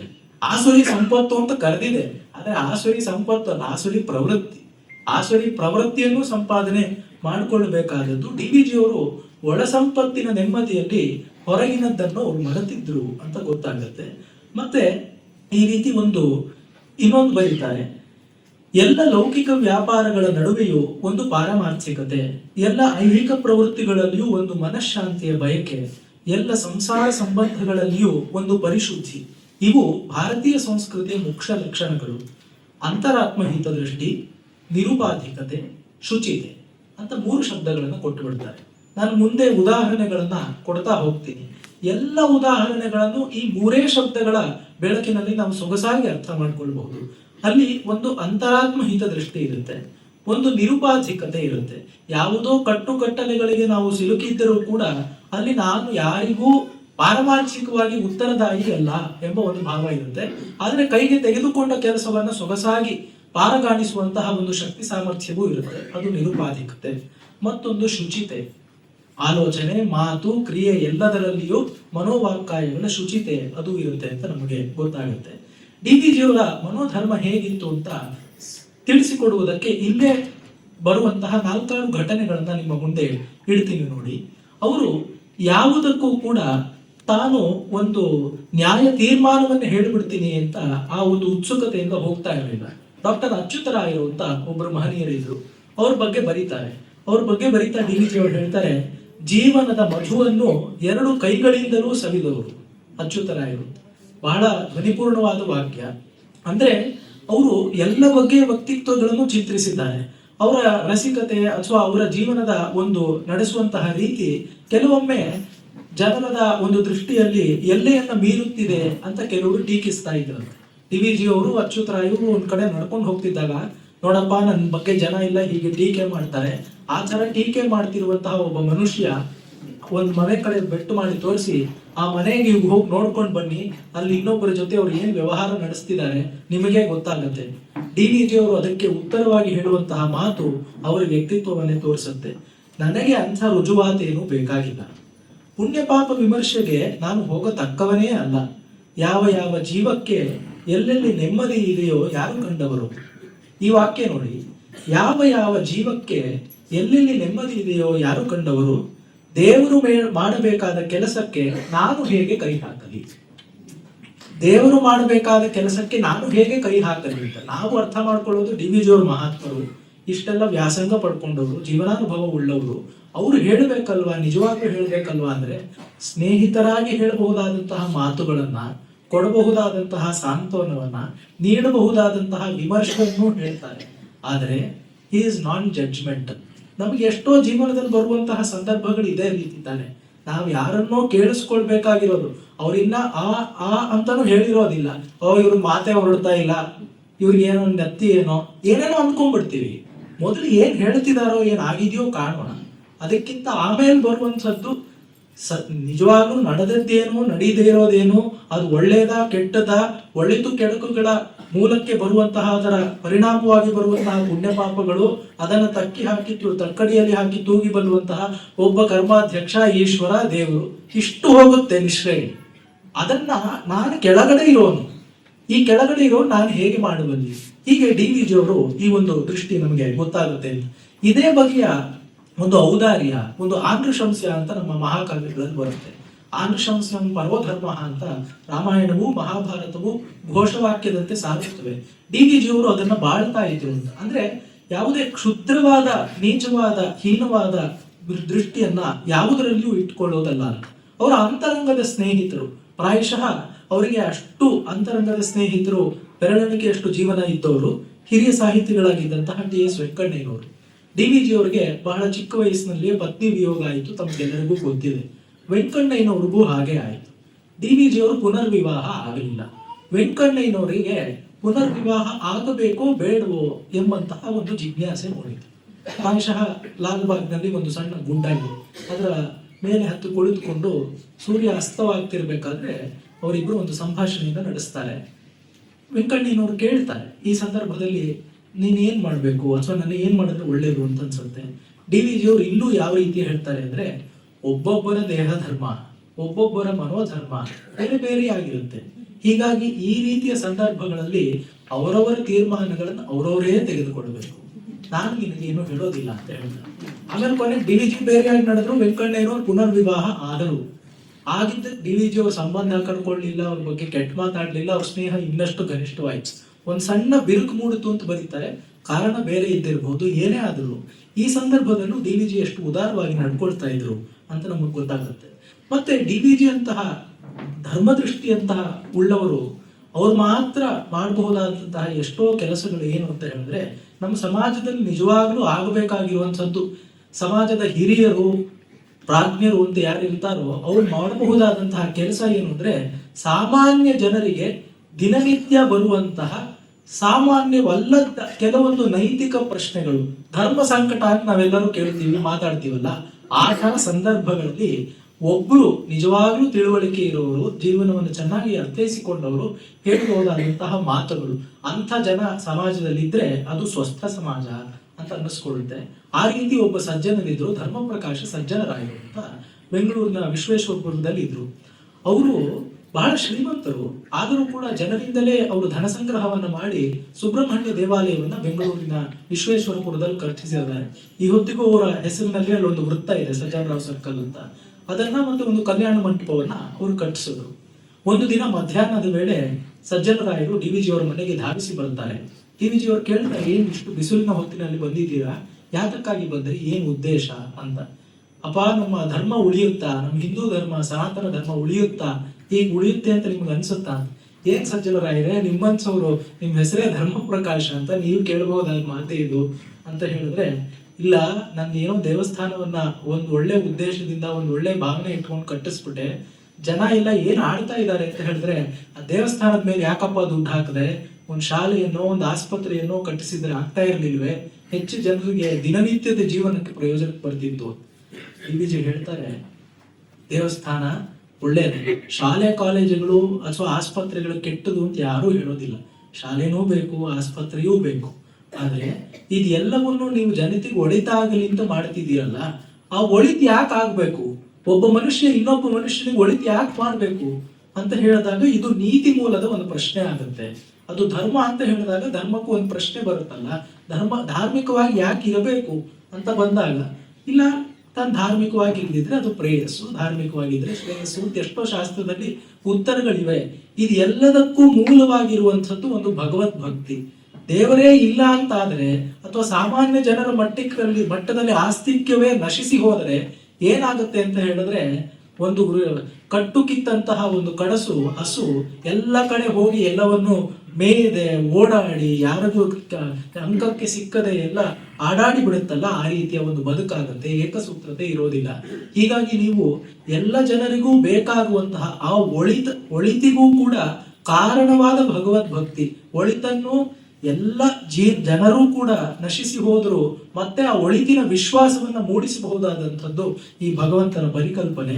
ಆ ಕೆಲಸವನ್ನ ನೀವು ಮಾಡಿದ್ದೀರೋ ತಪ್ಪಲ್ಲ ಅಂತ ಹೇಳಿ ಅವರಿಗೆ ಧೈರ್ಯವನ್ನ ತುಂಬುತ್ತಾರೆ. ಅಂದ್ರೆ ನೋಡಿ, ಧರ್ಮ ಪ್ರಕಾಶ ಸಜ್ಜನರಾಯರು ಎಂಬಂತಹ ಸಮಾಜದಲ್ಲಿ ಲಬ್ಧ ಪ್ರತಿಷ್ಠರಾದಂತಹ ಸಾಕಷ್ಟು ಸಂಪಾದನೆಯೂ ಮಾಡಿದಂತಹ ಒಬ್ಬರು ಮಹನೀಯರು. ಅವರು ಒಳ್ಳೆ ಕೆಲಸವನ್ನ ಮಾಡಿ ಸ್ವಯಂ ಅನುಷ್ಠಿಸಿ ಅವರು ತಮ್ಮ ಅಂತರಂಗಕ್ಕೆ ಒಂದು ಪರಿಪಾಕವನ್ನು ತಂದುಕೊಂಡಿದ್ರು. ಹೀಗಿದ್ರೂ ಕೂಡ ಅಂಥವರಿಗೂ ಕೆಲವೊಮ್ಮೆ ಈ ಧರ್ಮಕರ್ಮ ಸಂಮೂಢತೆ ಉಂಟಾಗುತ್ತೆ. ಆಗ ಬಂದಿದ್ದು ಭಗವದ್ಗೀತೆ ಯಾಕೆ ಬಂದಿದ್ದು ಪ್ರಶ್ನೆ ಬಂದಿದ್ದು ಅರ್ಜುನನಿಗೆ. ಅರ್ಜುನ ಏನ್ ಸಾಮಾನ್ಯದವನ, ಎಷ್ಟು ಯುದ್ಧಗಳನ್ನು ಮಾಡಿದ್ದ, ಆ ಸಂದರ್ಭದಲ್ಲಿ ಬರುವಂತಹದ್ದು ಒಂದು ಪ್ರಶ್ನೆ. ಆ ಪ್ರಶ್ನೆಯ ನಿಜಕ್ಕೂ ಉತ್ತರ ಕೊಡಬಲ್ಲಂತಹ ಸಾಮರ್ಥ್ಯ ಇದ್ದವರಾದ್ರೆ ಆ ತರ DVG ಅವರಿದ್ರು. ಇದರ ಮೂಲಕ ಇವಾಗ ನಾನು ಏನು ಹೇಳಕ್ ಹೊರಟಿದ್ದೀನಿ ಅಂದ್ರೆ, ಜ್ಞಾಪಕ ಚಿತ್ರಶಾಲೆಯೇ ಇರ್ಲಿಲ್ಲ ಅಂತ ಅಂದ್ಕೊಳ್ಳಿ. DVG ತಮ್ಮ ಬಗ್ಗೆ ಬಂದಾಗ ಅವ್ರು ಬೇರೆಯವ್ರ ಬಗ್ಗೆನೇ ಹೇಳ್ತಾ ಇದ್ರು, ತಮ್ಮ ಬಗ್ಗೆ ಹೇಳ್ತಾನೆ ಇರ್ಲಿಲ್ಲ. ಅವ್ರು ಬೇರೆ ತನ್ನ ಆತ್ಮಕಥೆ, my life is my message ಅಂತೆಲ್ಲ ಘೋಷಣೆ ಮಾಡ್ಕೊಂಡವ್ರಲ್ಲ. ಹೀಗಿದ್ದಾಗ ಅವ್ರ ಆತ್ಮಕಥೆಯೂ ಬರಿತಾ ಇರ್ಲಿಲ್ಲ. ಅವ್ರ ಒಡನಾಡಿಗಳಿಗೆ ಎಷ್ಟು ಗೊತ್ತಿತ್ತೋ ಅಷ್ಟು ಅವರು ದಾಖಲೆ ಮಾಡದೆ ಹೋಗ್ದಿದ್ರೆ ಈ ಸಂದರ್ಭ ನಮಗೆ ಹೇಗೆ ಕಾಣಿಸ್ತಾ ಇತ್ತು. ಡಾಕ್ಟರ್ ಅಚ್ಯುತರಾಯರ ಜೀವನದ ಬಗ್ಗೆ ಬರೀತಿರ್ಬೇಕಾದ್ರೆ ಅವರ ಶೀಲ ನಿದರ್ಶಕವಾದ ಒಂದು ಘಟನೆಯಾಗಿ ಈ ಸುಬ್ರಹ್ಮಣ್ಯ ದೇವತಾಲಯದ ಪ್ರತಿಷ್ಠಾಪನೆಯನ್ನು ಕುರಿತು DVG ಹೇಳ್ತಿರ್ಬೇಕಾದ್ರೆ ನಮಗೆ DVG ಎಷ್ಟು ಚೆನ್ನಾಗಿ ಕಾಣಿಸ್ತಾ ಇದ್ದಾರೆ. ಮತ್ತೆ ನೀವು ಈ ಸಂದರ್ಭವನ್ನ ನೋಡಿದಾಗ DVG ಮುಂದೆ ಬರೋದಿಲ್ಲ. ಅವರ ಒಂದು ಅಸಾಧಾರಣವಾದ ಅನೂಹ್ಯ ಸಾಧಾರಣವಾದಂತಹ ಒಂದು ಹದ ಏನು ಅಂತ ಹೇಳಿದ್ರೆ, ತಾವು ಕೊಡಬಹುದಾದಂತಹ ಎಲ್ಲ ದಾರ್ಶನಿಕವಾದಂತಹ ಬೆಳಕನ್ನು ಕೊಟ್ಟು ಕೂಡ ತಾವು ಹಿಂದೆ ನಿಲ್ತಾರೆ. ಇದು ಮಹಾಶಕ್ತಿ. ಯಾರಿಗೆ ಸಾಧ್ಯವಾಗುತ್ತೆ? ತನಗೆ ಅಲ್ಲಿ ಪಡೆದುಕೊಳ್ಳೋದಕ್ಕೆ ಏನೂ ಇಲ್ಲ ಅಂತ ಇರೋರಿಗೆ ಸಾಧ್ಯವಾಗುತ್ತೆ. ತಾನು ನಿಸ್ಪೃಹನಾಗಿದ್ರೆ, ಒಳಗೆ ತುಂಬಿಕೊಂಡು ನಿಸ್ಪೃಹನಾಗಿದ್ರೆ, ತನ್ನ ಒಳಗೆ ತುಂಬಿಕೊಂಡ ಸರ್ವಸ್ವವನ್ನು ಲೋಕಕ್ಕಾಗಿ ವಿನಿಯೋಗ ಮಾಡಬಲ್ಲ ಅಂತ ಗೊತ್ತಾಗುತ್ತೆ. ಇದೇ ಬಗ್ಗೆ ಒಂದು ಸಾಂತ್ವನವನ್ನ ಅವರು ಇನ್ನೊಂದು ರೀತಿಯ ಒಂದು ಮಹಿಳೆಗೆ ಕೊಟ್ಟಿದ್ದಾರೆ. ಬೆಂಗಳೂರು ನಾಗರತ್ನಂನವರು ಅಂತ ಮಹಾಗಾಯಕರು, ಮಹಾನರ್ತಕರು, ಮಹಾತ್ಯಾಗಿ ಇದ್ರು. ತ್ಯಾಗರಾಜ ಸ್ವಾಮಿಗಳ ಒಂದು ಸನ್ನಿಧಿಯನ್ನ ಅವರು ಪ್ರತಿಷ್ಠಾಪನೆ ಮಾಡಿ ಚಿರಸ್ಥಾಯಿಯಾದ ಯಶೋಭಾಜನರಾಗಿರುವಂಥವ್ರು ಬೆಂಗಳೂರು ನಾಗರತ್ನಂನವರು. ಅವರು ತಮ್ಮ ಜೀವನದ ಸಂಧ್ಯೆಯಲ್ಲಿ ಬಹಳ ಬಳಲಿ ಅವರು ರುಗ್ನಶೈಯಲ್ಲಿ ಮಲಗಿದ್ದಾಗ ಅವ್ರು ಹೇಳ್ತಾರೆ, DVG ಅವರನ್ನು ಕಾಣೋದಕ್ಕೆ ಹೋಗಿರ್ತಾರೆ. ಹಾಗೂ ಅವರು ಕುಳಿತನಲ್ಲಿಯೇ ಚುಟುಕಿನಲ್ಲಿ ಬಹಳ ಸೊಗಸಾಗಿ ವಾಕ್ಯಾರ್ಥಾಭಿನಯ ಮಾಡಿ ತೋರಿಸಿದ್ರು. ಇದೆಲ್ಲ ವಿವರಗಳನ್ನು ಬಂದಾದ ಮೇಲೆ ಅವ್ರು ಹೇಳ್ತಾರೆ, ನೋಡಪ್ಪ, ನನಗೆ ಹುಟ್ಟಾಗಿ ಹೆಸರಿಟ್ಟಿದ್ದು ನಾಗರತ್ನ ಅಂತ, ಆಮೇಲೆ ಆಗಿದ್ದು ಭೋಗರತ್ನ, ಈಗಾಗಿರುವುದು ರೋಗರತ್ನ ಅಂತ ಹೇಳಿ ಪಾಪ ಆಕೆ ಬಹಳ ಬೇಸರ ಪಟ್ಕೊಳ್ತಾರೆ. DVG ಅವರು ಆ ಸಂದರ್ಭದಲ್ಲಿ ಏನ್ ಹೇಳ್ತಾರೆ ಅಂದ್ರೆ, ನೀವು 2 ರತ್ನಗಳನ್ನು ಮರೆತು ಬಿಟ್ರಿ ಅಂತ ಹೇಳ್ತಾರೆ. ಏನದು ಅಂತ ಹೇಳಿದ್ರೆ, ನೀವು ನಿಜವಾಗ್ಲೂ ಆಗಿರುವಂಥದ್ದು ರಾಗರತ್ನ, ಅದಕ್ಕಿಂತ ಹೆಚ್ಚಾಗಿ ತ್ಯಾಗರತ್ನ. ತ್ಯಾಗರಾಜನ ಆಯೋಜನೆಯನ್ನು ಮಾಡಿಸಿದ್ರೆ ನಿಮ್ಮ ಗಾನಸುದ್ದಿಯ ಮೂಲಕ ನೀವು ಎಷ್ಟು ಜನರಿಗೆ ಆನಂದವನ್ನು ತುಂಬಿಕೊಟ್ಟಿದ್ದೀರಿ, ಅದಕ್ಕೆ ನೀವು ರಾಗರತ್ನ. ಆ ತ್ಯಾಗರಾಜನ ಆಲಯದ ಮೂಲಕ ಇನ್ನೂ ಹೆಚ್ಚು ತ್ಯಾಗವನ್ನು ಮಾಡಿದ್ದೀರಿ. ಅವ್ರು ಏನೂ ತಮಗಾಗಿ ಇರಿಸ್ಕೊಳ್ಳದೆ ಲೋಕದ್ದೆಲ್ಲ ತಂದುಕೊಂಡು ಅಲ್ಲಿ ಆಲಯವನ್ನು ಮಾಡಿದ್ರು. ಆ ಕಾಲಕ್ಕೆ ಇವತ್ತಿಗೂ ಪ್ರತಿ ವರ್ಷ ಅಲ್ಲಿ ತ್ಯಾಗರಾಜರ ಆರಾಧನೆ ಅಷ್ಟು ವೈಭವದಿಂದ ನಡೆಯೋದಕ್ಕೆ ಅವ್ರ ಆಲಯ ಮಾಡದಿದ್ರೆ ಸಾಧ್ಯವೇ ಆಗ್ತಾ ಇರಲಿಲ್ಲ. ಅದನ್ನೆಲ್ಲ ಏರ್ಪಾటు ಮಾಡಿದವರು. ಹೀಗೆ ಅಂದ್ರೆ ನೋಡಿ, ಮತ್ತೆ ಬೆಂಗಳೂರು ನಾಗರತ್ನಂನವರು ಸಾಮಾನ್ಯದವರಲ್ಲ. ಅವರ ಕ್ರತುಶಕ್ತಿ ಅಷ್ಟು ಚೆನ್ನಾಗಿತ್ತು. ಆ ಕಾಲದಲ್ಲಿ ಹಿನ್ನೆಲೆಯಿಂದ ಬಂದು ಸಮಾಜದಲ್ಲಿ ಒಳ್ಳೆಯ ಹೆಸರನ್ನ ಗಳಿಸಿ ಈ ರೀತಿ ಎಲ್ಲ ಮಾಡ್ಬೇಕಾದ್ರೆ ಬಹಳ ಕಷ್ಟ ಇತ್ತು. ಹಾಗೆಲ್ಲ ಮಾಡಿಕೊಂಡವರಿಗೂ ಅವರು ರುಗ್ನಶೈಲಿಯಲ್ಲಿ ಮಲಗಿದ್ದಾಗ ಈ ರೀತಿ ಪ್ರಶ್ನೆ ಬರುತ್ತೆ, ಕುಗ್ಗುತನ ಬರುತ್ತೆ ಅಂದಾಗ, ಕುಗ್ಗಿದ್ದಾಗಲೇ ತಾನೇ ನಮಗೆ ಒಂದು ಏರಿನ ಬೆಲೆ ಗೊತ್ತಾಗೋದು. ಆ ಏನೇನೋ ಇದ್ರೆ ಸುಮ್ಮನೆ ತಾತ್ಕಾಲಿಕವಾದ ಹುರಿದುಂಬಿಸುವ ಮಾತಲ್ಲ, ಹುರಿದುಂಬಿಸುವ ಮಾತಿನಲ್ಲಿಯೂ ಪರಮಸತ್ಯವನ್ನ ಹೇಳುವಂಥದ್ದು DVG ಅವರ ಸಾಮರ್ಥ್ಯ. ಈ ರೀತಿ ಅವರು ಮಾಡ್ತಾ ಇದ್ರು ಅಂತ ನಮಗೆ ಗೊತ್ತಾಗುತ್ತೆ. ಮತ್ತೆ ಅವರಿಗೆ ಬಹಳ ಸಾತ್ವಿಕವಾದ ಒಂದು ಆಕ್ರೋಶ ಬಂದ್ಬಿಡುತ್ತೆ. ಏನಪ್ಪಾ ಹೀಗುಂಟೆ ಅಂತೆಲ್ಲ ಹೇಳ್ಬಿಟ್ಟು ಅವ್ರು ಬಹಳವಾಗಿ ಇದಕ್ಕೆ ನಾವು ಏನಾದ್ರೂ ಒಂದು ಮಾಡ್ಲೇಬೇಕು.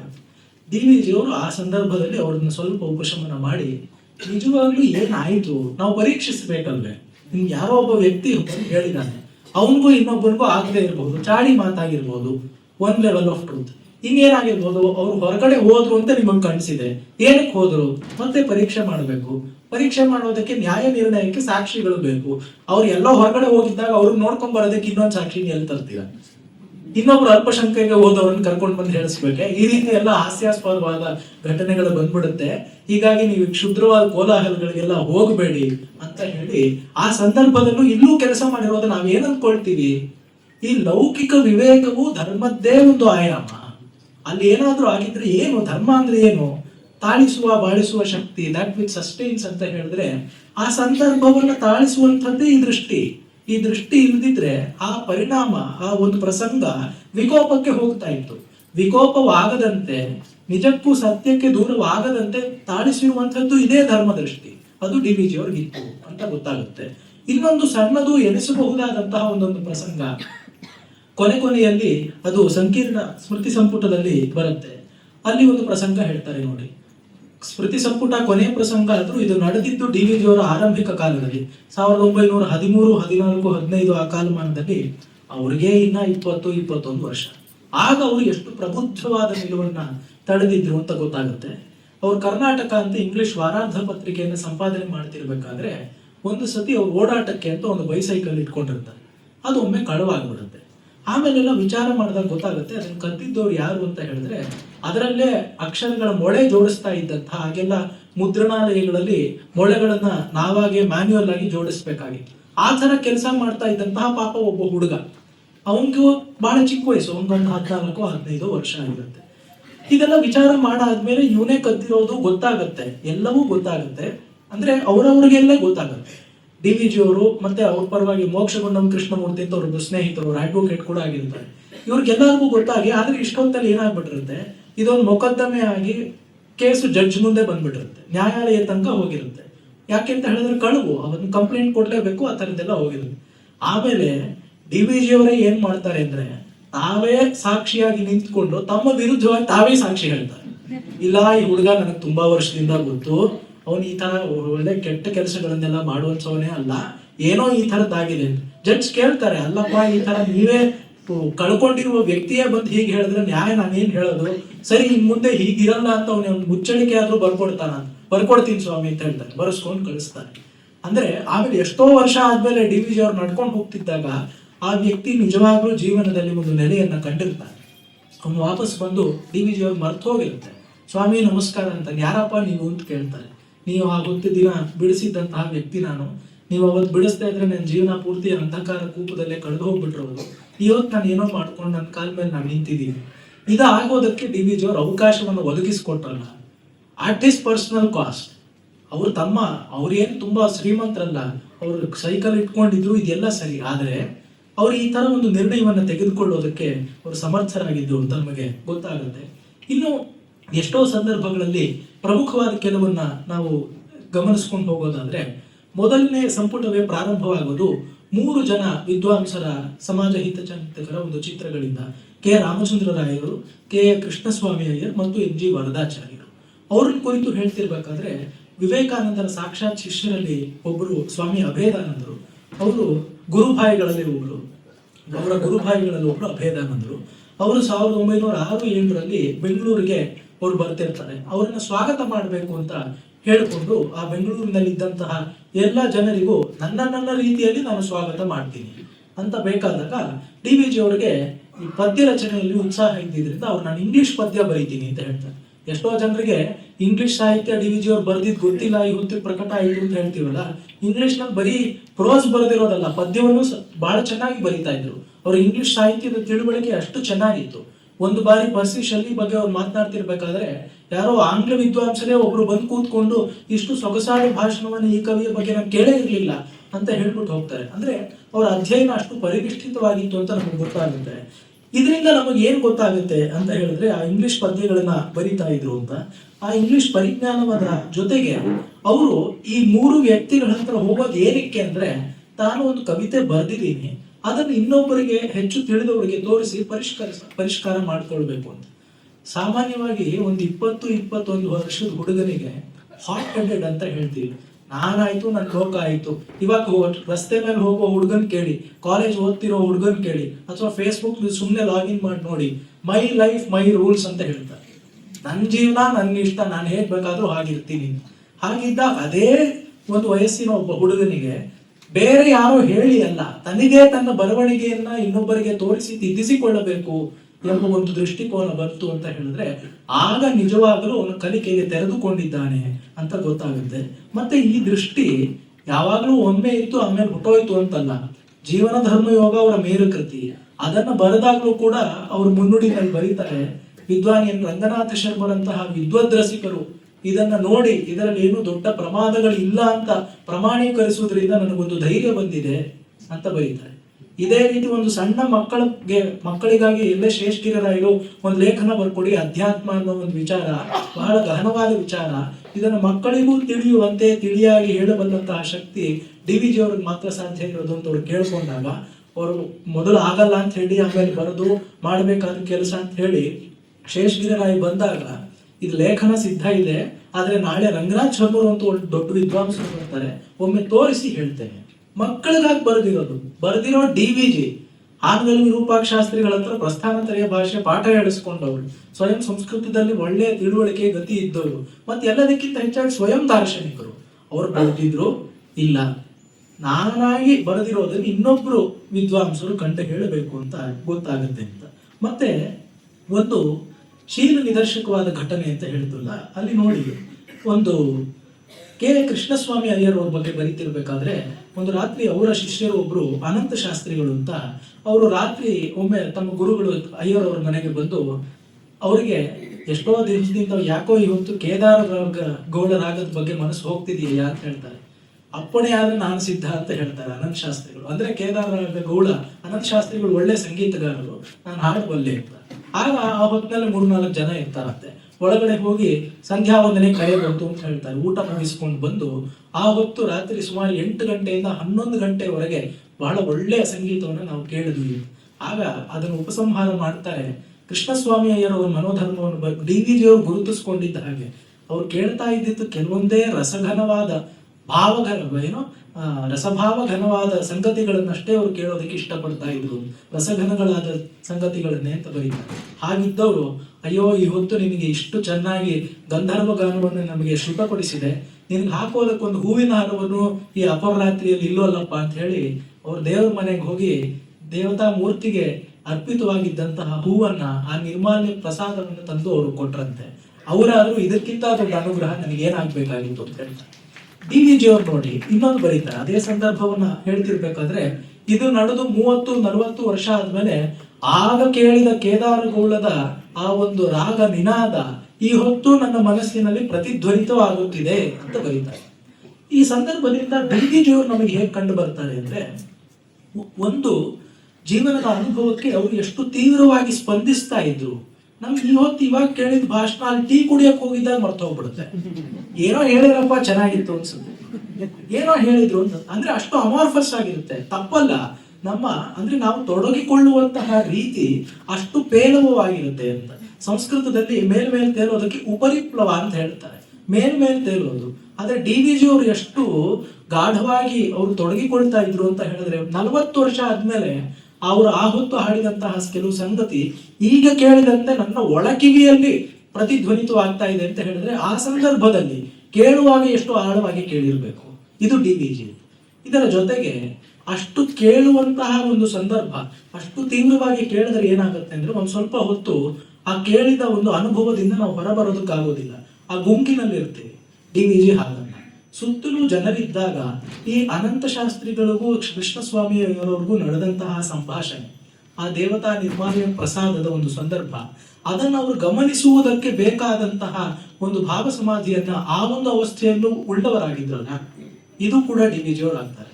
ಮತ್ತೆ ಆ ಸಂದರ್ಭದಲ್ಲಿ ನಾನು ಒಳ್ಳೆ ಸಂಗೀತ ಕೇಳಾದ್ಮೇಲೆ ಮೊದಲೇ ಲೇಟ್ ಆಯ್ತಪ್ಪ ಮನೆಗೆ ಹೋಗ್ಬೇಕು, ಏನೇನೋ ಆಲೋಚನೆಗಳು ಬರ್ತಿರಬಹುದು, ಆದರೆ ನಾನು ಅಲ್ಲಿ ಇದ್ದಷ್ಟು ಹೊತ್ತು ಕೂಡ ನಾನು ಅಲ್ಲಿ ಸಂಪೂರ್ಣವಾಗಿ ನನ್ನ ಮನಸ್ಸನ್ನ ಲಗ್ನವಾಗಿರಿಸ್ತೇನೆ ಅಂತ ಅಂದ್ಕೊಳ್ಳೋದು ಕೂಡ ದೊಡ್ಡ ವಿಚಾರವಲ್ವೇ. ಆ ರೀತಿಯಾಗಿ ಅವ್ರು ಮಾಡ್ತಾರೆ.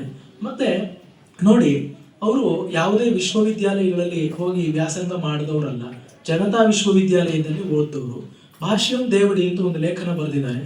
ಅಲ್ಲಿ ಒಂದು ಪ್ರಾರಂಭ ಆಗೋದೇ ಹೀಗೆ: ನನ್ನ ವಿಶ್ವವಿದ್ಯಾನಿಲಯಗಳ ಪೈಕಿ ಒಂದು ಬಳೆಪೇಟೆಯ ಶ್ರೀ ನರಸಿಂಹಸ್ವಾಮಿಯ ಗುಡಿಯ ಮುಂದೆ ದಕ್ಷಿಣಾಭಿಮುಖವಾಗಿರುವ ಮೂಲೆಯ ಮನೆಯಲ್ಲಿತ್ತು.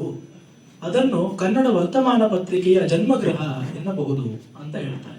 ಅಂದ್ರೆ ನಾನು ಕಲಿಯುವುದಕ್ಕೆ ಒಳ್ಳೆಯ ಮನಸ್ಸು ಉಳ್ಳವನಾಗಿದ್ದೀನಿ ಅಂತ ಹೇಳಿದ್ರೆ ಎಲ್ಲಿಂದಲೂ ಕೂಡ ಅದು ಕಲಿಕೆ ಬರುತ್ತೆ. ಎತ್ರ ಎತ್ರ ಮನೋಯಾತಿ ತತ್ರ ತತ್ರ ಸಮಾಧಯ. ಯಾರಿಗೆ ವಿಜ್ಞಾತೆ ಪರಮಾತ್ಮನಿ ದೇಹಾಭಿಮಾನಿ ಗಡಿತೆ ವಿಜ್ಞಾತೆ ಪರಮಾತ್ಮನಿ ಎತ್ರ ಎತ್ರ ಮನೋಯಾತಿ ತತ್ರ ತತ್ರ ಸಮಾಧಯ ಅಂತ ಒಂದು ಶ್ಲೋಕವನ್ನ ಅದೇ ಕೃಷ್ಣಸ್ವಾಮಿ ಅಯ್ಯರವರ ಬಗ್ಗೆ ಬರೀತಾರೆ, ಹೇಳ್ತಾರೆ. DVG ಅವರು ಆ ರೀತಿ ಇಟ್ಕೊಂಡು ಎಷ್ಟು ಜನ, ಬಾಲ ಸರಸ್ವತಿ ಅಂತ ಒಬ್ಬರಿದ್ರು, ಅವರು ಮಹಾ ವಿದ್ವಾಂಸರು, ಆದ್ರೆ ಅಷ್ಟೇ ಒಂದು ಹ್ಯಾಪಜಾರ್ಡ್ ಲಿವಿಂಗ್ ಅಂತ ಹೇಳ್ತೀವಲ್ಲ, ಆ ಹೊತ್ತು ಕ್ಷಣಿಕ ಕಾಲಕ್ಕೆ ಹಿಂಗೋ ರೂಕ್ಷವಾಗಿ ಇದ್ಬಿಟ್ಟಿದ್ದವರು. ಅವ್ರ ಹತ್ರ ಕಲಿತ್ಕೊಂಡು ಎಷ್ಟನ್ನ ಜನ ಅವರು ಅಭ್ಯಾಸ ಮಾಡಿದ್ರು, ಇದೆಲ್ಲ ನಮಗೆ ಗೊತ್ತಾಗುತ್ತೆ. ಮತ್ತೆ ಇನ್ನು ಕೆಲವು ಬೇರೆ ರೀತಿಯ ಘಟನೆಗಳನ್ನ ನಾವು ನೋಡೋದಾದ್ರೆ, ಈ DVG ಅವರು ಒಂದು ಸಾಮಾಜಿಕ ಚಿತ್ರಣವನ್ನ ಗ್ರಹಿಸ್ತಾ ಇದ್ದದ ರೀತಿ ನೋಡಿ, ಕನ್ನಡ ಸಾಹಿತ್ಯ ಪರಿಷತ್ತನ್ನ ಕಟ್ಟಿ ಬೆಳೆಸಿದಂತಹ ಮಹನೀಯರು ಆದ್ಯರ ಪೈಕಿ DVG ಅವರು ಕೂಡ ಒಬ್ಬರು. ಅಲ್ಲಿ ಅವರು ಪರಿಷತ್ತಿನ ಕಟ್ಟಿ ಬೆಳೆಸುವಿಕೆಯಲ್ಲಿ ಒಂದು ಗುರು ಶಿಷ್ಯ ಪರಂಪರೆ ಕೆಲಸ ಮಾಡಿದೆ ಅಂತ ಹೇಳ್ತಾರೆ. ನಂಗಪುರಂ ವೆಂಕಟೇಶ್ ಅಯ್ಯಂಗಾರು, ಅವರ ಶಿಷ್ಯರು ಬೆಳ್ಳಾವೆ ವೆಂಕಟನಾರಾಯಣವರು, ಬೆಳ್ಳಾವೆ ಅವರ ಶಿಷ್ಯರು BM ಶ್ರೀಯವರು, ಮತ್ತೆ ಈ ರೀತಿ BM ಶ್ರೀಕಂಠಯ್ಯನವ್ರ ಶಿಷ್ಯರು ಮತ್ತೆ ವೆಂಕಣ್ಣಯ್ಯನವರು, ಕೃಷ್ಣಶಾಸ್ತ್ರಿಗಳು, ಹೀಗೆ ಹೋಗುತ್ತೆ. ಒಂದು ಗುರು ಶಿಷ್ಯ ಪರಂಪರೆ ಅನುಸ್ಯೂತವಾಗಿ ಬೆಳೆಸಿದೆ ಅಂತ ಹೇಳ್ತಾರೆ. ಮತ್ತೆ ಅವರು ಬೆಳ್ಳಾವೆ ಅವ್ರ ಬಗ್ಗೆನೆ ಬರೀತಾ, ಯಾವುದೇ ಒಂದು ಸಂಸ್ಥೆ ಕೆಲಸ ಮಾಡಬೇಕು, ಹೆಚ್ಚು ಕಾಲ ಉಳಿಬೇಕು ಅಂತ ಹೇಳಿದ್ರೆ ಅದಕ್ಕೆ ಆಧಾರ ಸ್ತಂಭವಾಗಿ ಒಬ್ಬ ವ್ಯಕ್ತಿ ತನ್ನ ಸರ್ವಸ್ವವನ್ನು ಸಮರ್ಪಿಸಿಕೊಂಡು ಇರಬೇಕು, ಅಂಥವ್ರು ಬೆಳ್ಳಾವೆ ಅವರು ಅಂತ ಬರೀತಾರೆ. ಸ್ವಯಂ ಸಂಸ್ಥೆಗಳನ್ನ ಕಟ್ಟಿ ಬೆಳೆಸಿ ಎಷ್ಟೋ ಕಮಿಟಿಗಳಲ್ಲಿ ಇದ್ದು ಕೈ ಸುಟ್ಕೊಂಡು ಬೆರಳು ಸುಟ್ಕೊಂಡಿದ್ದಲ್ಲ, ಹೃದಯನೇ ಸುಟ್ಕೊಳ್ಳುವಷ್ಟು ಮಟ್ಟಕ್ಕೆ ತಮ್ಮನ್ನು ತಾವು ತೆತ್ತುಕೊಂಡಿದ್ದಂಥವರಿಗೆ ಆ ಒಂದು ವ್ಯಕ್ತಿಸತ್ವದ ಅನುಭವ ಆಗುತ್ತೆ. ಮತ್ತೆ ನೋಡಿ, DVG ಅವರು ಬರೀ ಬಹಳ ದೊಡ್ಡ ದೊಡ್ಡ ವಿಚಾರಗಳಿಗೆ ತೆತ್ಕೊಂಡವರಲ್ಲ, ಅವರು ವಿನೋದಶೀಲತೆ ಎಷ್ಟಿತ್ತು. ಈ ಸಂಸ್ಥೆಗಳಲ್ಲೇ ಇರುವಂತದ್ದು ಸಮಿತಿಗಳು, ಆ ಸಮಿತಿ ಒಳಗಡೆ ಉಪಸಮಿತಿಗಳು, ಆ ಉಪಸಮಿತಿಗಳಲ್ಲಿ ಎಷ್ಟೋ ಠರಾವುಗಳು ಮಂಡಿತವಾಗ್ತಾ ಇರುತ್ತೆ. ಒಂದು ಅದೇ ಕನ್ನಡ ಸಾಹಿತ್ಯ ಪರಿಷತ್ ಬಗ್ಗೆ ಬರೀತಾರೆ ನೋಡಿ, ಕಾಖಾಘ ಶಾಸ್ತ್ರಿಗಳು ಮೃತಪಟ್ಟಿದ್ದಕ್ಕಾಗಿ ಈ ಸಮಿತಿ ಸಂತಾಪ ಪಟ್ಟಿದೆ ಅಂತ ಬರೀತಾರೆ. ಬರಿತೀವಲ್ಲ ಮಿನಿಟ್ಸ್ ಆಫ್ ದ ಮೀಟಿಂಗ್ ನಲ್ಲಿ ಯಾರಾದ್ರೂ ಒಬ್ರು ಮೃತರಾದ್ರೆ ಅಥವಾ ಏನಾದ್ರು ಆದ್ರೆ ಅವ್ರ ಬಗ್ಗೆ ಇಟ್ ಇಸ್ ರೆಕಾರ್ಡೆಡ್, ಅದನ್ನ ಹೇಳ್ತಾರೆ. ಇದ್ರ ಮೇಲೆ ಚರ್ಚೆಗಳು ಹೇಗ್ ಬೆಳೆದು DVG ಬರೀತಾರೆ. ಮೃತಪಟ್ಟಿದ್ದಕ್ಕಾಗಿ ಅಂತ ಒಂದು ಪದ ಪ್ರಯೋಗ ಇದೆ, ಇದು ಸರಿಯೋ? ಮೊದಲೇ ಅಲ್ಲೆಲ್ಲ ಸೇರುವಂತದ್ದು ವಿದ್ವಾಂಸೋ ಬ್ರಹ್ಮರಾಕ್ಷಸ ಅಂತ ವಾಲ್ಮೀಕಿ ಮುನಿಗಳ ತೀರ್ಮಾನ. ಈಗ ಬರೀತಾರೆ ಮೃತಪಟ್ಟಿದ್ದು ಇದಲ್ಲ, ನಿಧನರಾದುದಕ್ಕಾಗಿ ಅಂತ ತಿದ್ದಬೇಕು. ಇನ್ನೊಬ್ರು ಮರಣ ಹೊಂದಿದ್ದಕ್ಕಾಗಿ ಅಂದ್ರೆ ಹೇಗಿರುತ್ತೆ? ಕಾಲಾಧೀನರಾದದ್ದಕ್ಕಾಗಿ, ದೈವಾಧೀನರಾದದ್ದಕ್ಕಾಗಿ, ಇನ್ನೊಬ್ರು ಯಾರು ಹೇಳದಂತೆ ಸ್ವರ್ಗಸ್ಥರಾದದ್ದಕ್ಕಾಗಿ. ಸರಿ, ಇದು ಒಂದು ಹಂತಕ್ಕೆ ಬಂತು, ಸ್ವರ್ಗಸ್ಥರಾಗಿ ಬರೆದು ಅದನ್ನ ತಿದ್ಬಿಡೋಣ ಅಂತ ಹೇಳಿದ್ರೆ ಇನ್ನೊಬ್ರು ಮತ್ತೆ ಕೇಳದ್ರಂತೆ, ಅಲ್ಲ ನೀವು ಸ್ವರ್ಗಸ್ಥರಾದ್ರೆ ಸಂತಾಪ ಯಾಕೆ ಪಡಬೇಕು? ಸ್ವರ್ಗಸ್ಥರಾದ್ರೆ ಸಂತೋಷವಲ್ವೇ ಪಡಬೇಕಾದದ್ದು? ಈ ಚರ್ಚೆಯಿಂದ ಯಾರಿಗೆ ಏನ್ ಪ್ರಯೋಜನ ಇಲ್ಲ? ಇದಾದ್ಮೇಲೆ ಸ್ವರ್ಗಸ್ಥರಾದದ್ದು ಸರಿಯಷ್ಟೇ? ಈ ರೀತಿ ಅಂದ್ರೆ ಅದು it can be even rhetorical question. ಅಂದ್ರೆ ಅವರು ಸಭೆ ಸಮಿತಿಗಳಲ್ಲಿ ಎಷ್ಟು ಗೇಲಿ ಮಾಡ್ತಾ ಇದ್ರು, ಅದರಿಂದ ಆಗುವಂತಹ ಒಳಿತುಗಳನ್ನ ಅವ್ರು ಗುರುತು ಹಾಕುತ್ತದೆ. ಇದರಿಂದ ಆ ಸತ್ತು ವ್ಯಕ್ತಿ ಏನು ವಾಪಸ್ ಬರೋದಿಲ್ಲ, ಸಮಯ ಹಾನಿ ಅಷ್ಟೇ. ಮತ್ತೆ ನೋಡಿ, ಇದೇ ರೀತಿ ವಿಶ್ವೇಶ್ವರಯ್ಯನವರು ಮಹರ್ಷಿ ಕಲ್ಪರು ಅಂತ ಕೊಂಡಾಡಿದ್ದಾರೆ. ಅವರು ಬ್ರೈನ್ ಚೈಲ್ಡ್ ಒಂದು ಎಕನಾಮಿಕ್ ಕಾನ್ಫರೆನ್ಸ್ ಅಂತ. DVG ಅವರು ಅದನ್ನ ಎಷ್ಟು ಗೇಲಿ ಮಾಡಿದ್ದಾರೆ ಅಂತ ಹೇಳಿದ್ರೆ, ವಿಶ್ವೇಶ್ವರಯ್ಯನವರು ಪಾಪ ಮಹಾನ್ ಅವರು ಅರಗಿಸ್ಕೊಂಡ್ರು ಅಂತ. ಆ ಕಮಿಟಿಗಳಲ್ಲಿ ಮೀಟಿಂಗ್ ಆಗ್ತಾ ಇದ್ದಂತಹ ವಿಧಾನ, ಮೀಟಿಂಗ್ ಅಂತ ಹೇಳಿದ್ರೆ ಅದಕ್ಕೆ ಪ್ರಯಾರಿಟಿಯ meeting, there is always eating.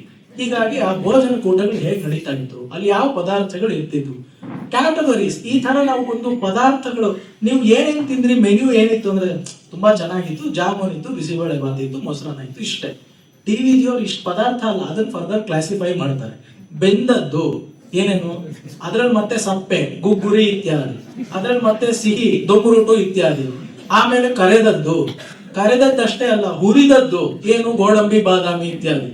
ಹುರಿದದ್ದು ಮಾತ್ರ ಅಲ್ಲ ಅಷ್ಟೇ, ಅರ್ಧದ್ದು ಬಾದಾಮಿ ಹಲ್ವಾ ಇತ್ಯಾದಿ. ಆಮೇಲೆ ಏನು, ಇನ್ನೇನು ಉಳ್ಕೊಂಡಿದೆ, ಹಸಿಯದು ಕೋಸಂಬರಿ, ಎಳನೀರು ಇತ್ಯಾದಿ. ಇನ್ನೇನು, ಎಳನೀರು ಬಂದಿದೆ, ಆದ್ರೆ ಎಳನೀರು ನೈಸರ್ಗಿಕವಾದದ್ದು, ನಾವು ಸಂಸ್ಕಾರಗೊಳಿಸಿ, ಹದಗೊಳಿಸಿ, ಭಾವನೆಗೊಳಿಸಿ ಮಾಡಿದಂತಹ ಪಾನಕಗಳು, ಟೀ, ಕಾಫಿ ಇತ್ಯಾದಿ. ಇನ್ನ ಬೀಡ, ಚಿಟ್ಟ ಇತ್ಯಾದಿ. ಇಷ್ಟೆಲ್ಲ ಇದ್ರೆ ಕಮಿಟಿಯಿಂದ ನಿಜವಾಗ್ಲೂ ಮೀಟಿಂಗ್ ಆಗುತ್ತಾ?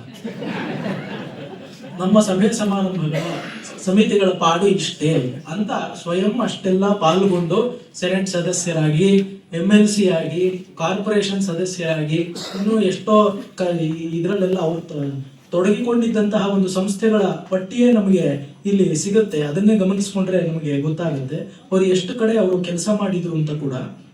ಇಷ್ಟೆಲ್ಲ ಮಾಡಿದ್ರು ಕೂಡ ಅವರು ಆ ರೀತಿ ಬಾಳ್ತಾ ಇದ್ರು ಅಂತ ನಮಗೆ ಗೊತ್ತಾಗತ್ತೆ. ಈಗ ಈ ಸಭೆ ಸಮಾರಂಭಗಳ ಬಾಳು ಇಷ್ಟು ಅಂತಲೇ ಬರೀತಾರೆ. ಅದೇ ಕಾಲದಲ್ಲಿ ಒಮ್ಮೆ ಈ ಪಂಪ ಭಾರತದ ಪರಿಷ್ಕರಣೆಯಲ್ಲಿಯೂ ಕೂಡ ಡಿ.ವಿ.ಜಿ ಅವರು ಗ್ರಂಥ ಸಂಪಾದನಾ ಶಾಸ್ತ್ರಕ್ಕೆ ತಮ್ಮ ಸಲಹೆಗಳನ್ನು ಕೊಡಬಲ್ಲಷ್ಟು ಹಳಗನ್ನಡ ಪಾಂಡಿತ್ಯ ಡಿ.ವಿ.ಜಿ ಅವ್ರಿಗೆ ಇತ್ತು ಅಂತ ಗೊತ್ತಾಗುತ್ತೆ.